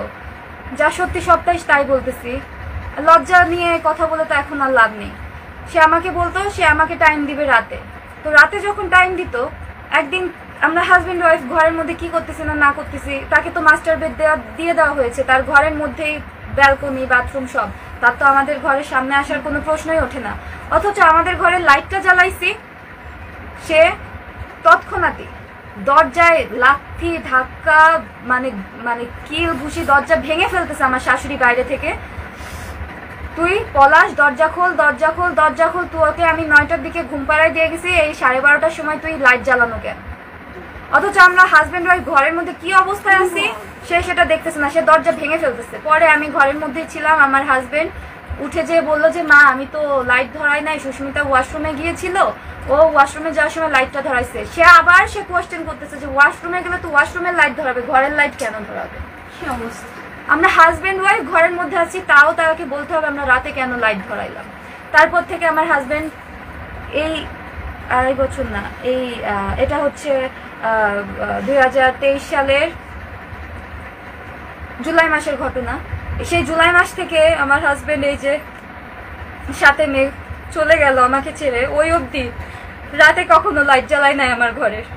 এটা সমাধান না, এরকম লাইট বন্ধ করে রাখা, এরকম বা কথা। সে একবারও তার মা ভক্তির জন্য, মায়ের উপরে ভক্তির জন্য তার মাকে একবারও বললো না যে মা আমরা তো এখন হাজবেন্ড ওয়াইফ, আমরা তো ঘরে থাকতেই পারি, আমাদের কাজ থাকতে পারে কত ধরনের, ও বই পড়তে পারে না, ও বই পড়লে অন্য ঘরে যে পড়বে, ওর পড়ালেখা যদি করতে হয় অন্য ঘরে দে, তুই অন্য ঘরে যাই শো। আপনার শাশুড়ি আরেকটা কথা যে বলেছেন তার প্রমোশনের ব্যাপার ছিল, তো সেখানে কিছু ঝামেলা হয়েছিল, সে বলছে বাবা তুই পড়। এটা মিথ্যা, এটা টোটালি মিথ্যা। আমার হাজবেন্ডের ঘুম থেকে ওঠার আগে আমি আমার হাজবেন্ডের পরীক্ষার রুটিন অনুযায়ী 3টা পরীক্ষা হয়, সিনিয়র স্কেল পরীক্ষায় মাত্র 3টা পরীক্ষা হয়, তো 3টা সাবজেক্টের গ্যাপ থাকে মাঝখানে, বেশ 10-12 দিনের একটা গ্যাপ থাকে, 10-12 দিন পর এক একটা পরীক্ষা হয়। তো কবে কোন পরীক্ষা সেটার রুটিন আমি চেক করে আমার হাজবেন্ড ওঠার আগে আমি টেবিল পরিষ্কার করে বইগুলো সামনে সাজিয়ে রাখতাম, একটা গ্লাস জল ভরে সামনে ঢেকে রাখতাম, যে আমার হাজবেন্ড যেন ঘুম থেকে উঠে একটা ফ্রেশ মনে বইটা নিয়ে বসতে পারে, তাকে যেন খোঁজাখুঁজি করতে না হয়। তার মানে যাবতীয় ওই পরীক্ষা সংক্রান্ত যাবতীয় সকল বই আমি টেবিলটার উপর সাজিয়ে রাখতাম, ডায়েরি থেকে শুরু করে কলম পেন্সিল খাতা সব সাজিয়ে রাখতাম, টেবিল একদম ক্লিন করে, চেয়ার ক্লিন করে, যাতে আমার হাজবেন্ড কোনো প্রশ্ন করতে না পারে, তার যাতে আমার কাছে একবার জল চাওয়া না লাগে সেজন্য আমি এক গ্লাস জলও ভরে রাখতাম। এইটা ছিল আমার দোষ। আমার শাশুড়ি দেখেই বলতো, এই তুমি কি জানো আমার ছেলে কি পরীক্ষা দিচ্ছে, ও কোন লেভেলের পরীক্ষা দিচ্ছে তুমি জানো? তুমি কি জানো ওর কি বই পরীক্ষা হবে যে তুমি বইগুলো সাজায় রাখছো, আবার ওরা ডাবল খাটনি করাবা? আমি বলছিলাম ভালো করে যে মা আমি তো রুটিন দেখছি, ওর এইগুলোই পরীক্ষা, এগুলোই। ও বললো না, ওর যা পরীক্ষা ও নিজে নিয়ে বসবে, ওর যা পরীক্ষা ওর সেই বইগুলো নিজে নিয়ে বসবে। ভালো কথা, সে আমার গোছানো টেবিলটাকে এলোমেলো করে দিয়ে বইগুলো নিয়ে উঠায় রাখে, আর আমাকেই পরে দোষারোপ করলো আমি নাকি আমার হাজবেন্ডকে পড়তে দেই না। তার মা তাকে রাত পরীক্ষার টাইমে 10টার দিকে শোয়াই দিয়ে যায়, তো আমার হাজবেন্ড বলতো কি, সুস্মিতা মা রুমে গেলে আমাকে বললো তো আমার একটু পড়া আসছে, তুমি আমাকে ফ্ল্যাশ লাইটটা ধরো আমি একটু পড়বো। আমি বললাম কি এত ভয় পাও, তুমি বই পড়বা, তোমার তো লাইফে এরপরে আর সিনিয়র স্কুল পরীক্ষা হবে না, এখনো একটু লাইট জ্বালায় পড়তে পারবা না? বলে যে না। মানে তাকে নিজের বেডরুমে বসে পড়তে হবে মোবাইলে ফ্ল্যাশ জ্বালিয়ে, কেন কি ঘরে লাইট ধরালে, ঘরে লাইট জ্বালালে? সেটা আমাকে বলতো আমার হাজবেন্ড যে সুস্মিতা তুমি মোবাইলে ফ্ল্যাশটা জ্বালাও, আমার একটু বাকি আছে পড়ে। আমি বলতাম না সমস্যা নেই, আমার অসুবিধা হচ্ছে না, তুমি পড়ো, তুমি কত পড়বা পড়ো, কিন্তু পড়েই এত দূর আসছো, তোমার এই পজিশনে আসাই তো তোমার পড়ালেখা নিয়ে, তুমি আসো পড়ো। আমি ফ্ল্যাশ ধরে রাখছি, 2টা ফ্ল্যাশ, আমি তার ফোন আমার ফোনের ফ্ল্যাশ আমি বইয়ের উপরে রাখছি, হাত দিয়ে এভাবে ধরে রাখছি। রুমে কোনো টুল টেবিল অ্যালাউ করতো না আমার শাশুড়ি মা, কারণ সে ভাবতো যে টুল টেবিল থাকলে আমি নাকি রাত বিরাতে পড়তে বসবো, তার ছেলেকে ডিস্টার্ব করবো লাইট জ্বালিয়ে, যার কারণে সে রুমে কোনো টুল টুল কিছু অ্যালাউ করতো না। এটা কোনো কথা? আমি আমার মাথার শীতানের বালিশ, আমি যে বালিশে ঘুমাইতাম সেই বালিশটা দিয়ে আর আমার হাজবেন্ডের বালিশটা দিয়ে আমার হাজবেন্ডকে বিছানার উপরে টেবিল বানাই দিতাম, যে নাও টেবিল তুমি এখানে বসে পড়ো। আমি ফ্ল্যাশ 2 হাতে 2টা ফোন, তার ফোন আমার ফোনের 2টা ফোনের ফ্ল্যাশ আমি ধরে রাখতাম যে পড়ো, তোমার কতক্ষণ লাগবে পড়ো, কোনো সমস্যা নেই, ঘুমাইও, পরীক্ষা হয়ে গেলে তো চিন্তা নাই, আর তুমি তো বললা তোমার একটু পড়া। সে পড়তো আর আমাকে বলতো কি তুমি এত সাপোর্টিভ, তুমি আমার পজিশন, তুমি তো এই বয়সে এত বুঝো, তুমি আমাকে এই বয়সে এত সাপোর্ট করো, আমি তো তোমাকে সাপোর্ট করতে পারি না। আমি বললাম না ঠিক আছে, তুমি তো মাকে ভালোবাসো, মায়ের উপরে কি বলবা, ঠিক আছে দরকার নেই, তুমি মনে রেখো এগুলো, আমি করতেছি তাহলেই হবে। ও আমাকে নিজে প্রশ্ন করতো তুমি এত কিভাবে বুঝো, তুমি আমাকে এত সাপোর্ট কিভাবে করো, আমার এক্সাম তোমাকে টাইম তো আমি টোটালি। অল্প বয়সী, অল্প শিক্ষিত। ও আমাকে বলতো যে আমার এক্সাম, তোমার অল্প বয়স, তোমাকে তো আমি টাইম টোটালি দিতে পারি নাই বিয়ের পর থেকে, তারপরেও তুমি আমাকে এতটুকু যে সাপোর্ট করতেছো আমার পড়ালেখার ব্যাপারে, এটাই তো আমার প্রাপ্তি। আমি মনে রাখবো সুস্মিতা, আমি সারা জীবন মনে রাখবো, তুমি একটু স্যাক্রিফাইস করো। আমি বলতাম না, বলতে হবে না, তুমি করো। এইভাবে আসলে যত মানুষ যত পায় তত চায়, তো এই বেশি পেতে পেতে উনি যখন দেখেছেন যা করে সবটাই সেটা তার আগে মানে ওর মুখ থেকে বের করার আগে হয়ে যায়, Yes. উনি আরো বেশি অ্যাগ্রেসিভ হয়ে গেছে এই কারণে। হ্যাঁ, আমার হাজবেন্ড যখন দেখলো যে বাহ সুস্মিতা তো আমি যেটা বলতেছি সেটাই শুনতেছে, ও স্যাক্রিফাইস তো করেই যাচ্ছে। আমি ওকে রান্না করে খাওয়াতে চাইতাম, খাওয়াতে পারতাম না ওর মার কারণে। ঘরে কোন দিন লাউ দিয়ে ডাল হবে, কোন দিন পেঁয়াজ দিয়ে ডাল হবে, কোনদিন মিষ্টি কুমড়া দিয়ে ডাল হবে, সেটা আমার শাশুড়ি মা ঠিক করে দিচ্ছে। তরকারিতে একটা আলু দিব না 2টা আলু দিব, সেটা আমার শাশুড়ি মা ঠিক করে দিচ্ছে। মাছ প্রত্যেকদিন 4 পিস রান্না হবে না 8 পিস রান্না হবে, মাছের সাইজ অনুযায়ী আমার শাশুড়ি মা বের করে দিয়ে যেত, আমার সেটুকুই রান্না করতে হতো।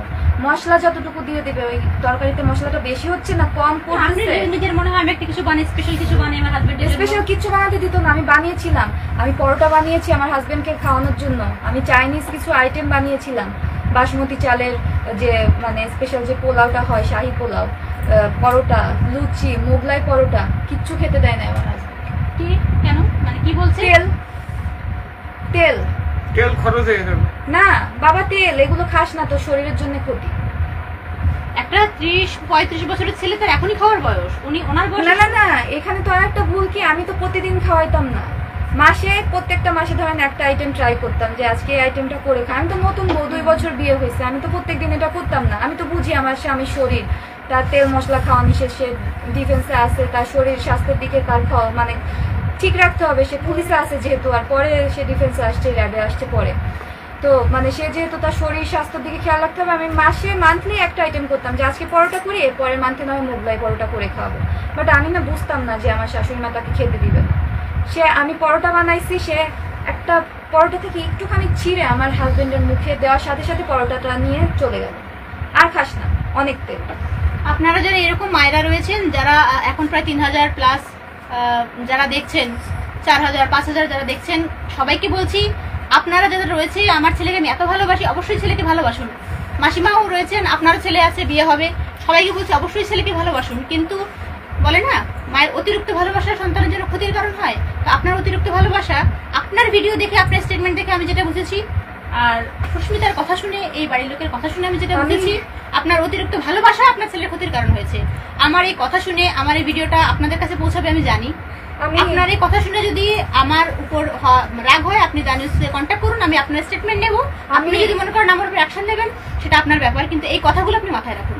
আমি মোগলাই পরোটা ভেজেছি, মোগলাই পরোটা তো অ্যাজ ইউজুয়াল ডুবন্ত তেলে ভাজতে হয়, বাট আমি আমার স্বামীর স্বাস্থ্যের কথা ভেবে ডুবন্ত তেলে ভাজি নাই, আমি অল্প পরোটার মতো অল্প অল্প তেল দিয়ে 2 পিঠ ভেজেছি।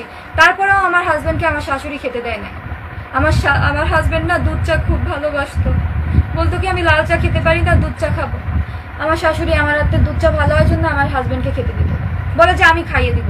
সে কি কাঁচা চা পাতি, কাঁচা চিনি, কাঁচা দুধ কাপের মধ্যে দিয়ে গরম জল ঢেলে দিত, এটা তার দুধ চা। অথচ আমি যেভাবে প্রিপেয়ার করে রান্না করতাম দুধ চাটা, আমি যেভাবে বানাতাম, আমার হাজবেন্ড ওইটাই ভালো খেত। আমার হাজবেন্ডকে খেতে দিল না।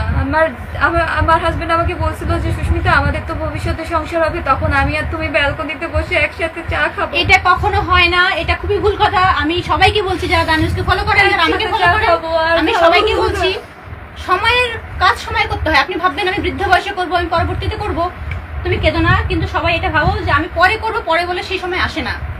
আমি ওকে বুঝিয়েছি যে দেখো আমার জীবন থেকে এই টাইমটা চলে যাচ্ছে, আমি আর পাবো না। আমার হাজবেন্ডকে আমি বুঝাইছি, আমার হাজবেন্ড বলে কি তোমার বয়স তো কেবল শুরু, 18 বছর বয়স, তোমার তো জীবন পড়ে আছে, একটু ধৈর্য ধরো। আমি বললাম যে আমার 18 বছরে যে ইচ্ছা, আমার 25 বছর বয়সে তো সেই ইচ্ছাটা থাকবে না। অলরেডি আমি তোমাকে বিয়ে করে ফেলেছি, বিয়ের বয়স বাড়তেছে, আমাদের সবকিছু বাড়তেছে, আমাদের সাংসারিক জীবন বাড়তেছে, আমার বাচ্চা নিতে হবে। বাচ্চা নেওয়ার পরে তো, বাচ্চা নেওয়ার আগের লাইফ আর পরের লাইফ তো এক হয় না, তখন দায়িত্বের লাইফ, তখন সাংসারিক লাইফ, তখন আমরা বাচ্চা কিভাবে মানুষ করবো, বাচ্চার উন্নতি। বা কিন্তু এইটুকু বয়সে সমস্ত ম্যাচিউর কথা বলছে, আমি এটা আশাই করিনি ওটা বলতে পারে। সেই জায়গা থেকে সংসারে অশান্তির সমস্ত কারণ ওকে কিভাবে দোষ দেওয়া যেতে পারে, অন্তত আমার এটা বুঝে আসছে না। ওর মা আমাকে বিয়ের পর পর খোটা দিত যে আমার ছেলেকে 100 ভরি গহনা, ঢাকায় ফ্ল্যাট, আমার ছেলের যে গাড়ি পছন্দ, যে ব্র্যান্ড হোক, বিদেশি হলো আমার ছেলেকে সেই গাড়ি, ফ্ল্যাট, 100 ভরি গহনা দিয়ে আমার ছেলেকে বিয়ে দেওয়ার জন্য মেয়েকে অফার করতো আমার মেয়ের বাবা মা, মেয়ে পক্ষ। কিন্তু আমরা রাজি হইতাম না, আমার ছেলে পছন্দ করতো না। আমার ছেলে যেটা পছন্দ করছে, এই যে তুমি, আমাকে সে ডিরেক্টলি এইভাবে আঘাত করতো, বলে যে আমার ছেলের পছন্দ তুমি। কিন্তু আমি যতদূর শুনেছি, এর আগে পলাশবাবুর আশীর্বাদ হয়ে যাওয়ার পর সেই মেয়েটা বিয়ে করেনি, তার কারণ এই বাড়িতে মেয়েদের বাইরে যাওয়া, চাকরি করা, এস্টাবলিশ হওয়া এলাও না। এটা কি সত্যি? না, সেই মেয়ের প্রবলেম ছিল। ওনার যাই হোক বা একটা মেয়ের প্রবলেম যাই থাক, আপনার শ্বশুর বাড়িতে বউরা এস্টাবলিশ হবে, বউরা বাইরে যাবে, কাজ করবে, মানে ওরা স্বাবলম্বী হবে, কথা বলবে, এটা এলাও না। এটা না, সেটা এলাও না। সেটা আমার শাশুড়ি মা নিজেই বলছে। সে তার নিজের মেয়ে, ওই আমলে, তার মেয়ের বয়স কিন্তু অনেক, সে তার মেয়েকে ওই আমলে ইন্টার পাস করায় বিয়ে দিচ্ছে। তার মেয়ের জামাই চাইতো যে ইন্টার পাসে কি ওই 2000 সনের দিকে ইন্টার পাস করলে একটা মেয়ে প্রাইমারিতে জব পেয়ে যেত। তো তার মেয়ের খুব ইচ্ছা ছিল যে সে চাকরি করবে, ইভেন তার মেয়ের হাজবেন্ডেরও ইচ্ছা ছিল। কিন্তু আমার শাশুড়ি তার মেয়েকে আর পড়তে দিত না, চাকরির যে পড়াটা সেটা পড়তে দিত না। সে আমাকে গর্ব করে বলে যে আমার মেয়ে যাতে চাকরি না পায়, আমার মেয়ে যখন চাকরির পরীক্ষা দিতে যায় তো আমি ঠাকুর ঘরে প্রদীপ জ্বালায় বসে থাকতাম যে ঠাকুর আমার মেয়ে যেন চাকরিটা না পায়, আমার মেয়ে যেন পাস না করে। এরকম মাটি হয়? আমরা কখনোই ঘরের মেয়ে বউদের চাকরি করা অ্যালাউ করব না, কখনোই না। আমার হাজবেন্ডেরও সেম কথা যে আমি তো তোমাকে দিয়ে চাকরি করাবো না, তুমি জাস্ট ডিগ্রিটা অর্জন করো আমার বাচ্চা মানুষ করার জন্য।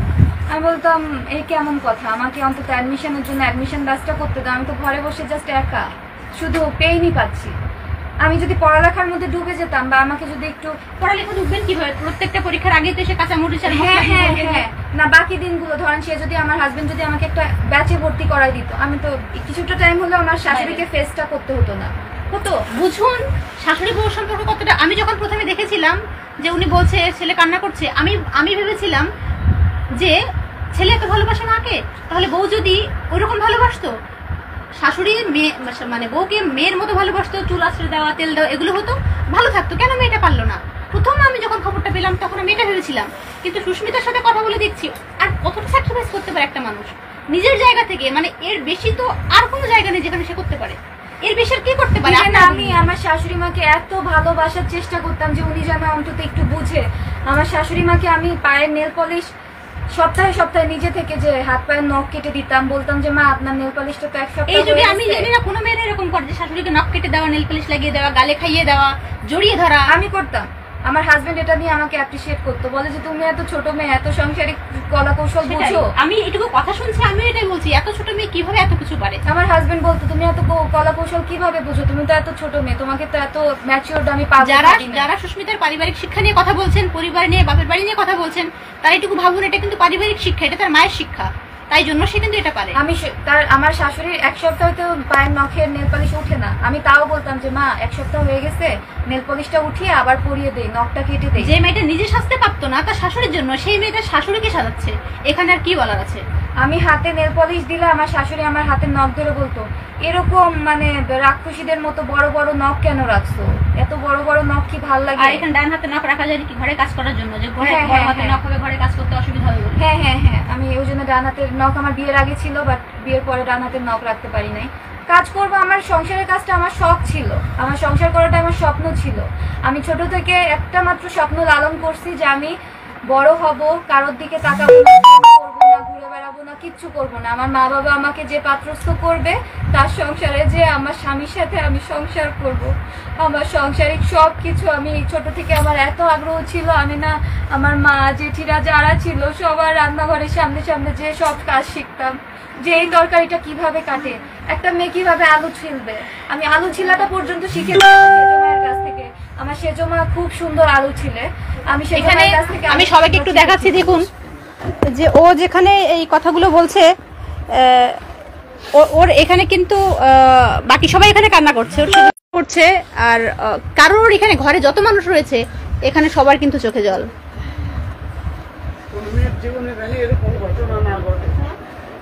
এখানে ও যে কথাগুলো বলছে, ও নিজের যে কথাগুলো বলছে সেটা দেখুন, কেউ এখানে ভুল ধরতে আসবেন না। এখানে এটা একটা জীবনের কথা, একটা জীবন বেরিয়ে গেছে, শেষ হয়ে গেছে বাধ্য হয়ে। কার কথা বলছে? হ্যাঁ, আপনার শাশুড়ি কথা বলছে যে মানুষ তার চরিত্রের সমস্যা মানে যে কাঁদতে কাঁদতে মিথ্যে বলে, সেটা কি করে বলে?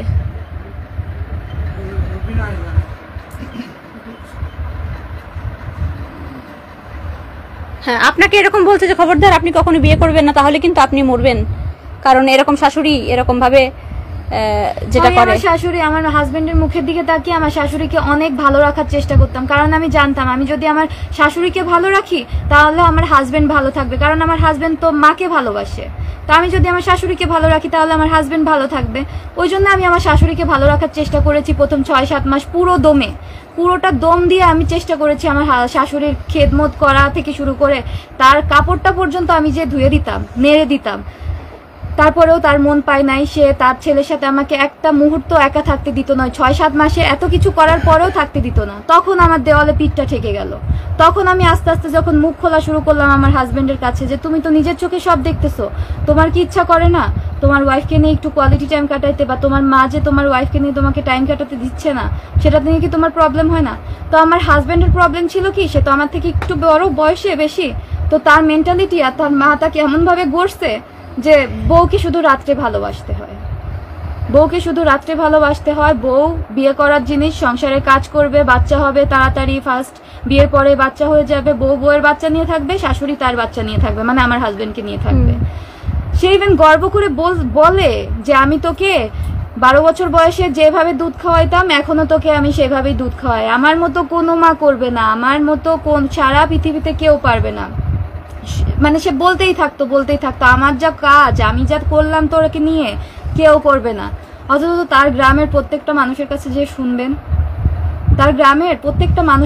শুনবেন, যে আমার শাশুড়ি কেমন মানুষ। হ্যাঁ, আমি গোপালগঞ্জে কথা বলেছি অনেকের সাথে, সবাই একই কথা বলে যে তারা কেউ আপনার এরকম, আমি যদি পার্সোনালি ওনার সাথে এখনো কথা বলিনি, কিন্তু ওনার যা যা তথ্য প্রমাণ, আমার হাজবেন্ড আমাকে নিয়ে আমার বার্থডে পালন করবে প্রথম বছর, সেটা তার মাকে জানানোর পর তার মা এত রিয়াক্ট করলো। আমার হাজবেন্ড আমাকে পরে না পেরে বললো কি, সুস্মিতা তুমি একটু ব্যালকনিতে যেয়ে রকিং চেয়ারে বসো তো, আমি একটু মায়ের সাথে কথা বলে নেই। পরে আমি রকিং চেয়ারে বসলাম আর তাদের কথা কিছুটা কানে আসতেছে। আমি ভাবলাম যে কি হলো, এরকম কেন বিষয়টা, আর কালকে তো আমার বার্থডে, এটা নিয়ে কি কোনো ঝামেলা হলো? মানে আমি চাই না, আমার হাজবেন্ডকে আমি বলছি যে আমার বিয়ে হয়ে গেছে, থাক, দরকার নেই বার্থডে করার। তোমার মা যখন অপছন্দ করতেছে বিষয়টা, বাট আমার হাজবেন্ড করতো, কারণ ও আমাকে প্রচন্ড ভালোবাসতো। ও শেষ বেশ দেখলাম কি কান্না করতেছে, ঘরের মধ্যে কান্না করতেছে, ও লিটারেলি কান্না করতেছে। আমি ওর কান্না শব্দ পেয়ে ঘরে গেলাম, যে দেখলাম কি ওর মার পায়ে হাত দেওয়া, ওর মাকে বলতেছে যে মা আমি ওকে সারপ্রাইজ দেবো, তুমি প্লিজ ওকে এটা বলো না মা, এরকম করো না মা, ও জেনে যাবে আমার সারপ্রাইজ, আমার কষ্ট মাটি হয়ে যাবে। ওর মা কয় সর, তুই এই নাটক করিস, বিয়ে করছিস, বউরে নিয়ে এত মাতামাতি করিস, এই জন্যই তো বউ লাই পায়, এই জন্য দেখবি তোর বউ তোর মাথার উপরে বসে যাবে। আমাকে আমার ছবি আছে, আমার বার্থডেতে আমাকে আমার হাজবেন্ড একটা শাড়ি দিয়েছে, তার মাকে সে ব্র্যান্ডেড 2টা শাড়ি দিয়েছে, 2টা শাড়ি দিয়ে তার মার কাছ থেকে অনুমতি নিছে আমার বার্থডে করার। ইভেন আমাকে নিয়ে যে আমার হাজবেন্ড বাইরে গেছে রেস্টুরেন্টে খাওয়াতে, সেখানেও তার মাকে নিয়ে গেছে। সে তার মানে আমি আমার হাজবেন্ড রেস্টুরেন্টের একটা কর্নারে গিয়েছি, যে রেস্টুরেন্টগুলো সাজানো থাকে না, একটা ফটোশুটের ফটো বুথ থাকে, ফটো বুথে গেছি ছবি তোলার জন্য, সেটা নিয়ে তার মা রেগে টেগে রেস্টুরেন্ট থেকে বের হয়ে যাচ্ছিল। সেটা দেখে আমার হাজবেন্ড দৌড়ায় আসছে যে মা কি হয়েছে, বলে যে তোর তো সাহস কম না, তুই আমারে কাজের লোকের মতো চাকরের মতো কেক দিয়ে গিফট দিয়ে আমারে এনে পাহারা দিতে বসায় রেখে গেছিস। বলে যে না মা, আমি তো ছবি তুলতে গেছি, তোমারে নিয়ে যাব, ওরে নিয়ে একটু ছবি তুললাম, ওর জন্মদিন, এখন তো তোমারে নিয়ে যাইতাম। সাথে সাথে আমার হাজবেন্ডকে গায়ের উপরে চড়। ওটা ছিল ঢাকায় বিখ্যাত বারসাই রেস্টুরেন্ট, ওয়াটারফল বারসাই যে রেস্টুরেন্টটা, ওই রেস্টুরেন্ট ছিল ওইটা। ওইখানে রুফটপে বসা প্রত্যেকটা মানুষ হা করে তাকায় পড়ছে যে এত বড় ছেলের গায়ে মা হাত তুললো, কিন্তু কারণ কি? পরে আমি বললাম যে তোমার গায়ে হাত তুলতেছে তো মানুষজন হাসাহাসি করতেছে, ওটা বারসাই রেস্টুরেন্ট ছিল, আমি উল্লেখ করে দিলাম। ওইখানের ওয়েটাররা সবাই চলে আসছে যে কি হয়েছে, ওর মা মানে একটা বৃদ্ধ মহিলা তার ছেলেকে মারতেছে। পরে আমার হাজবেন্ড সবাইকে বুঝা বললো কি মা একটু রাগ করছে, কিছু না, আপনারা যান। সে তার মাকে তখন এতটাই ভালোবাসা দিছে, সে কিন্তু রেগে যাওয়ার কথা ছিল, যে মা পাবলিকলি এইভাবে সিন ক্রিয়েট কেন করলো, বাট না, সে সবাইকে বোঝায় বললো কি মা একটু রেগে গেছে, সমস্যা নেই, আমি ঠিক আছি, আপনারা যান। বারসাই রেস্টুরেন্টে এই ঘটনা তার মা করছে আমার বার্থডের দিন। অথচ তার মাকে আমার বার্থডেতে 2টা শাড়ি দিয়ে আমার বার্থডের অনুমতিও নিয়েছিল আমার হাজবেন্ড। প্রত্যেকটা পদক্ষেপে আমাকে যদি ঘরের মেক্সি আমার শাশুড়ি 2টার বেশি বানাইতে দিবে না। আমার ঘরের পরার জিনিস ছিঁড়ে গেছে আমার জামা কাপড় তাও দিবে না, বলে আরো পড়ুক পরে বানাই দিস। এটা আমি যখন আমার বড় ভাসুরকে জানাইলাম যে আপনাদের বাড়ির বউকে, একটা এএসপির বউকে এইভাবে ছেঁড়া জামা কাপড় পরায় ঘরের মধ্যে রাখতেছে, আপনারাই জানেন আপনার ঘরের বউকে কিভাবে রাখবেন। পরবর্তীতে আমার বড় ভাসুর যখন এটা বললো তখন আমার হাজবেন্ড আমাকে আরো 2টা মেক্সি বানাই দিল, তার মাকে আরো 2টা শাড়ি কিনে দিল। মানে আমাকে যদি একটা পরার জামা কিনে দিত, ঘরে পরার জামা, তাও তার মাকে শাড়ি কিনে দিতে হবে, নাহলে তার মা সেটা অ্যালাউ করবে না। ঝামেলা ঝগড়া আমার হাজবেন্ডের কোনোতে না ছিল। সে বলতো মা তোমার যা লাগবে তুমি চলো মার্কেটে, কোন দোকানে যাবা, তোমার কি পছন্দ তুমি সব নাও, সব নাও, সব নাও। বিয়ের প্রথম বছর পহেলা বৈশাখে আমার হাজবেন্ড আমাকে নিয়ে, আমার শাশুড়ি মাকে নিয়ে ঢাকায় মৌচাক বাজারে তাঁতঘর নামে একটা শাড়ির দোকান ছিল, ওখানে গেল শাড়ি কিনতে। আমার শাশুড়ি আমাকে শাড়ি কিনতে দিবে, বলে যে ঘরে আছে বিয়েতে পাওয়া শাড়ি আছে ওইগুলো পরবে। অথচ বিয়েতে পরা শাড়ি কিন্তু সেও পরতে পারতো, সে পরে নাই। সে ওখান থেকে 3টা কাপড় নিল তাঁতঘর শাড়ি হাউস থেকে, মৌচাক মার্কেটে, ঢাকা মৌচাক মার্কেটে তাঁতঘর শাড়ি হাউস থেকে 3টা শাড়ি নিল। তারপরেও সে আমার শাশুড়ি আমাকে শাড়ি নিতে দিবে না। আমার হাজবেন্ড বললো যে মা ও একটা শাড়ি নিক, নতুন শাড়িতে একটা সমস্যা নেই, পরে ফেলবে। বলে যে না ঘরে অনেক শাড়ি আছে ওইখান থেকে নিবে। তাই করলো, উনি নিবে, আমাকে দিবে না। বিয়ের প্রথম বছর পয়লা বৈশাখে আমার ননদকে যখন এই কথাটা আমি শেয়ার করলাম, আমার ননদ বলে কি বলো, আমার ভাইও শুনলো? আমি বললাম হ্যাঁ আপনার ভাই শুনলো, আপনার ভাই তো মা ভক্ত। আর আমি তো মুখ তখন চুপ করে থাকতাম, তখন সে ওইগুলো ভাবতো কি আচ্ছা টেকেন ফর গ্রান্টেড নিত। আমার হাজবেন্ড ভালোবাসতো কিন্তু ওগুলো টেকেন ফর গ্রান্টেড নিত, যে আচ্ছা সুস্মিতা তো কিছু মনে করতেছে না, কিন্তু আমার মনের মধ্যে যে ভেঙে চুরে যাচ্ছে ও সেটা বুঝতো না, এজ গ্যাপের কারণে। ও তো আমার থেকে অনেকটা সিনিয়র, ও এটা বুঝতো না, আর আমি ওকে বুঝতে দিতাম না। আমার হাজবেন্ড আমার কষ্ট আমি ওকে কেন বুঝতে দিব? ম্যাচুরিটি তো এমনি এমনি আসে না মানুষের মধ্যে। আমি ওটা নিজে থেকে মনের মধ্যে রেখে দিছিলাম যে আমি কষ্ট পেতে দিব না, আমার যে কষ্ট হচ্ছে এটা আমি আমার হাজবেন্ডকে বুঝতে দিব না। পরে আমার ননদকে যখন জানালাম যে আমার বিয়ের প্রথম বছর পয়লা বৈশাখ গেল, আপনার ভাই আমাকে আমার ননদই জিজ্ঞাসা করছিল ভাই তোমার শাড়ি দিছে না? পরে আমি বললাম যে না আপনার ভাই আমাকে শাড়ি দেয় নাই, আপনার মাকে 3টা শাড়ি কিনে দিছে। আমাকে সাথে নিয়ে যে চয়েস করে আপনার মাকে 3টা শাড়ি কিনে দিছে, বাট আমাকে দেয়। বলে ভাই এরকম করতে পারলো? আমি বললাম দিদি আমি তো কিছু বলি নাই, চুপচাপ হাসি মুখে মেনে নিছি, তো ওই জন্য হয়তো আপনার ভাই ওটা মেনে নিছে। পরে তারপর থেকে এই ঘটনা যখন আমি তার বোনের সাথে শেয়ার করলাম, তারপর থেকে আর এরকম হয় না। আমাকে একটা শাড়ি কিনে দিলে তার মাকে 3টা শাড়ি। লাস্ট দুর্গাপূজাতেও সেম করছে, পহেলা বৈশাখেও সেম করছে। আমাকে একটা জামা দিয়েছে আর তার মাকে 3টা শাড়ি দিয়েছে। এই যে কি বলবো, পয়লা বৈশাখে যে কিছুদিন আগে যে পয়লা বৈশাখ গেল চিটাগাং আড়ং থেকে আমাকে একটা জামা কিনে দিল আর তার মাকে 3টা শাড়ি কিনে দিল। এই হচ্ছে আমার শাশুড়ি, না হলে সে সব শেষ করে ফেলবে।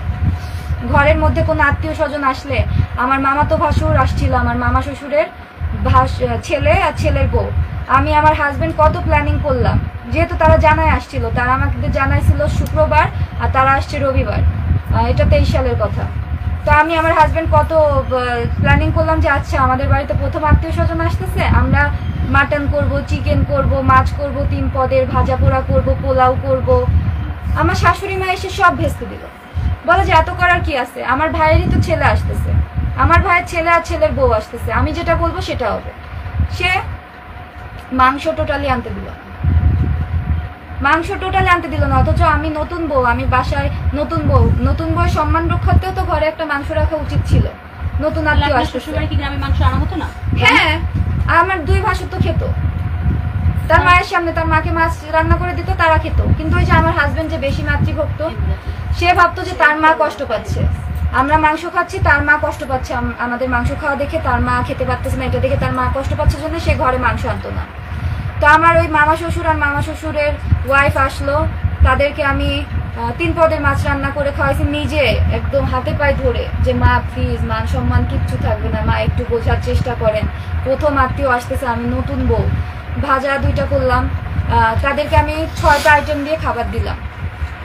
সেই মামা শ্বশুর আর মামা শ্বশুরের ছেলে আর ছেলের বউ বাসায় যে সবাইকে জানালো যে ওদের বাড়িতে গেলাম, এএসপির বাড়ি, আমার পিসেতো ভাইয়ের বাড়ি, একটা মাংস বউ খেতে দিল এটা না। বলবি বহুত দোষ। বউয়ের দোষ, বলে যে বউ খেতে দিল না। পরে আমার শাশুড়িকে শুনতেছে, আমার শাশুড়ি তাদেরকে ফোন দিয়ে বলতেছে নতুন বউ তো রান্না বান্না পারে না, ওই করবে না। আমি বলছিলাম পলাশরে যে বাবা তুই মাংস নিয়ে আয়। আমি শুনে আমি রান্নাঘর থেকে আমার হাত থেকে প্লেট পড়ে যাওয়ার অবস্থা। দুপুরবেলা তার আমার মামা শ্বশুরের মামা শ্বশুরের ছেলের বউ চলে গেছে গোপালগঞ্জ। তারা চলে যাওয়ার পরে ফোন দিয়ে সবাইকে বলছে পর যে কি অবস্থা ওদের বাসার, বউটা এমন। পরে আমার শাশুড়ি শুনতেছে আমার নামে বলতেছে যে আমি নাকি খাওয়াইতে দিয়ে নেয়, অথচ আমার হাজবেন্ড আর আমি কিন্তু প্ল্যানিং করেছিলাম। সেই মেসেজগুলো আছে 2023 সালের মেসেজটা এখন অনেক খুঁজতে হবে। হাজবেন্ড ওয়াইফের চ্যাট তো অনেক হয়, সেই মেসেজগুলো আছে যে আমি আর সে কি প্ল্যানিং করেছিলাম। তার মা করতে দেয় নাই। যাই হোক, এই সুইসাইডের পেছনে আপনি কি বলবেন, মূল কি রয়েছে এত সুইসাইডের পিছনে আমাকে যখন আমার হাজবেন্ডকে লাস্টলি তার মা চাপ দিয়েছে, মানসিক অত্যাচার করেছে লাস্ট 6 মাস যাবত আমাকে ডিভোর্স দেওয়ার জন্য। সে তার ছেলেকে ওই বড়লোক বাড়ি দেখে আবার বিয়ে দিবে, এরকম সে প্ল্যানিং করেছিল, মেয়ে দেখা বা কিছু। এই যেগুলো আপনি বললেন, এই ঘটনাগুলো যদি সত্যি হয়, এইগুলো কোনো মেয়ে সহ্য করবে? আপনি যেগুলো করেছেন বা তখন তো সে এগুলো করবে না, তাহলে আপনার সাথে কেন করবে? এই যে আমার বাবা গরিব আর তারা ভাবছিল যে আমি সবকিছু মুখ বুঝে সহ্য করবো। আমি তো মুখ বুঝে সহ্য করেছিলাম, বাট তারা ভাবছিল কি আমার বাবা গরিব জন্য আমি একটা পুতুল, আমি একটা রোবট, আমার কোনো অনুভূতি নাই, আমার কোনো কিচ্ছু নাই, আমার স্বামী সংসার নিয়ে কোনো আশা আকাঙ্ক্ষা কিছু মেড সার্ভেন্টের মতন একটা জাস্ট সার্ভেন্ট হিসেবে তারা আমাকে, হয় না ওই যে গ্রাম থেকে একটা সার্ভেন্ট তুলে নিয়ে আসলো, ওরকম তারা ভাবছিল। আবার শিক্ষিত সুন্দরী সার্ভেন্ট তারা চাইছে। তাহলে বাকি 2 বছর সাথে এমন করতো? বাকি 2 বউ যে বললাম আমার মেজো ভাসুরের বউকে সে পায় নাই। মেজো ভাসুর আর আমার বিয়ে পরাপর হয়েছে, সো মেজো ভাসুর আগে থেকে আলাদা আমার বাসায় চলে আসছিল। আর বড় ভাসুরের বউকে পেয়েছি, সে 11 বছর বড় ভাসুরের বউকে অনেক জ্বালাইছে। আমার বড় ভাসুর নিজে বলছে, আমার রেকর্ড আছে ফোনে, আমার রেকর্ড আছে, আমার বড় ভাসুর নিজে বলছে। তো এখন ফাইনালি আমার ননদ, আমার ভাগ্নে সবাই তার মাকে দোষারোপ করেছে, সবাই তাকে দোষারোপ করেছে যে মা এমনই, আমার মা এমনই, তুমি একটু মানায় নাও। আমি তাদের কাছে হাতে পায়ে ধরে হেল্প চাইছি। আমার ভাগ্নে তন্ময় সাহা, আমার ননদ রমা সাহা, আমার বড় ভাসুর লিটন সাহা, সবার কাছে আমি হেল্প চাইছি যে আমাদেরকে একটু হেল্প করেন। আপনার ভাই তো আমাকে ভালোবাসে, বাট আপনার মা আমাদেরকে সংসার করতে দিচ্ছে না, বোঝান আপনার মাকে, না হলে কিছু একটা করেন, আমাদেরকে একটু স্পেস দেন। তারা হেল্প করে নাই, তারা টোটালি হেল্প করে নাই, তারা সম্পূর্ণটা আমার উপর চাপাই দিছে যে তুমি সহ্য করো। আমার বউ সহ্য করছে 11 বছর। যারা শুরুতে শুনেনি যে আপনার হাজবেন্ডের মৃত্যুর দিন কি হয়েছিল, মানে আপনার শুরুর কথাগুলো যারা শুনেনি, আরেকবার সংক্ষেপে একটু বলুন যে চিঠিটা যে লিখে গেছে আর মৃত্যুর দিন আসলে কি হয়েছিল, যার জন্য ফাইনালি উনি তো এটা ভোগ করছিলেনই, কিন্তু ফাইনালি আমার সিদ্ধান্ত নিল কেন? ফাইনালি সিদ্ধান্ত নিল ওই যে বললাম, আমার হাজবেন্ডকে আমার শাশুড়ি মা লাস্ট 6 মাস যাবত আমাকে ডিভোর্স দেওয়ার জন্য প্রেশার দিচ্ছিল। আর আমার হাজবেন্ড তো আমাকে প্রচন্ড ভালোবাসতো, আমার হাজবেন্ড আমাকে ছাড়তে চাচ্ছিল না, কারণ সে জানে যে আমার ভালোবাসা তার প্রতি কতটা পবিত্র। আমি তার মুখের দিক তাকায় ঠিক কি স্যাক্রিফাইস করতেছি আমার হাজবেন্ড জানতো, যার কারণে আমার হাজবেন্ড আমাকে ডিভোর্স দিতে রাজি ছিল না। 2 বছর হয়ে গেছে। আমি এখন HSC পরীক্ষার পর থেকে 24 সালের পর থেকে আমি আমার হাজবেন্ডকে বলেছিলাম যে এখন বাচ্চা নেওয়া যায়, তো বলছিল যে আমারও না বাচ্চা খুব পছন্দ, বাট আমার মা তো অনেক, দেখো আমার মা খুব কিরকম মানুষ, খুব রাগী মানুষ, আমার মা খুব খারাপ মানুষ, আমার মা একটা ফ্যাসিস্ট। আর সে তার মাকে ফ্যাসিস্ট বলে গেছে, আমার সেই টেক্সটটা এখনো পর্যন্ত আছে, হোয়াটসঅ্যাপে আমার টেক্সট আছে। তার মাকে সে ফ্যাসিস্ট বলছে যে আমার মা আমার স্বার্থ ছাড়া, তার মা মানে তার স্বার্থ ছাড়া কিচ্ছু বুঝে না। তা আমার মা তো বুঝেই না যে আমি কিসে সুখে থাকবো, আমার মা শুধু নিজের সুখটাই দেখলো যে সে কিসে সুখে থাকবে, তার ছেলে আদৌ তার কাজকর্মে হ্যাপি হচ্ছে কিনা আমার মা সেটা দেখতেছে না। সুস্মিতা তুমি তো দেখতেছো, তাহলে আমি এই মুহূর্তে বাচ্চা কিভাবে নিব? বাট সে তার কলিগদের জানায় গেছে, তার কলিগ আমাকে পরশুদিন আমার মুঠো ফোনে আমাকে ফোন দিয়ে জানায় যে তার কলিগ যখন আমার হাজবেন্ডকে প্রশ্ন করে যে বাচ্চা নেওয়ার প্ল্যানিং কি, তখন আমার হাজবেন্ড তাকে নাকি উত্তর দিয়েছে সেই কলিগকে যে আমার মা চায় আমি আমার ওয়াইফকে ডিভোর্স দেই, ফরিদপুরে রেখে আসি, সো দ্যাট এখন বাচ্চার প্ল্যানিং করতে পারতেছি না।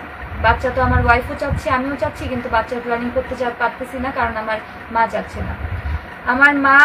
আমার মাকে কেউ না কেউ কানে মন্ত্রণা দিয়েছে, আমার হাজবেন্ড আমাকে বলছে যে আমার মাকে কেউ না কেউ কানে মন্ত্রণা দিয়েছে যে আমি যদি আমার ওয়াইফকে ছেড়ে দেই, মানে পলাশ যদি আমাকে ছেড়ে দিত তাহলে ও আইনি ঝামেলায় করতো, আর ও যেহেতু এত ঊর্ধ্বতন একটা মানে মানে কি বলবো, মানে কর্মকর্তা এত উচ্চ পদস্থ, সে যদি আমাকে ডিভোর্স দেয় কমপ্লিটলি তার প্রমোশনে একটা দাগ পড়ে যাবে। সো দ্যাট সে তার মা এটা তাকে, তার মাকে কে বলতে পারে এটা আমি এক্সাক্ট জানি না, কিন্তু তার মা কারোর কাছ থেকে শুনেছিল যে আমার ছেলে যদি ওই মেয়ের ছেড়ে দেয় তাহলে কি তার ছেলের কোনো চাকরিতে সমস্যা হবে কিনা। তো তার মাকে কেউ ভালো করে বুঝাই দিছিল যে হ্যাঁ, তার ছেলে যদি ওই বউকে ছেড়ে দেয় তাহলে তার ছেলের সমস্যা হবে, কিন্তু ওই বউ যদি ছেড়ে দেয় তাহলে কোনো সমস্যা হবে। সো দ্যাট আমার শাশুড়ি দিনের পর দিন আমার উপর অত্যাচার আরো বাড়াই দিল, যে যাতে আমি অতিষ্ঠ হয়ে আমি তার ছেলেকে ছেড়ে চলে যাই, আমার শাশুড়ি। তো দিনকে দিন এত অত্যাচার সহ্য করার পর আমি সুইসাইডাল হয়ে গেলাম। আমি একটা পর্যায়ে এমন হলো, আমি আমার হাজবেন্ড মারা যাওয়ার আগের দিন বাসা থেকে বের হয়ে গেলাম। ওই যে বলেছিলাম আমার হাজবেন্ড যে সকালে আমাকে বাইটা দিয়ে গেছিল, ওই সেই শুরু। আমার হাজবেন্ডের বাই দেওয়া থেকে শুরু আমার শাশুড়ির রাগারাগি। পরবর্তীতে সে আমার হাজবেন্ডকে আরো কয়েকটা কারণ দেখাইলো যে তোর বউ বাজার থেকে মাছ আনছিস, মাছের পিস কেটে ছোট করছে। আমার হাজবেন্ড শুনে অবাক, বলে যে না আমি তো এবার বাজার থেকে মাছের পিসগুলো একটু ছোট করে আনছি, কারণ তো ওই মাছ কাটার টাইমে আমার অফিস থেকে একটা কল আসছিল, আমি কলে কথা বলার কারণে মাছ আল্লাহকে বলতে পারি না যে পিসটা একটু বড় করে কাটেন। মাছ আল্লাহ নিজের মতো কেটে দিছে, আর একটা মাছ 4.5 কেজি ওজনের একটা রুই মাছ কেটে দিচ্ছে। কাটতে কতক্ষণ লাগে যারা বাজারে মাছ কাটে।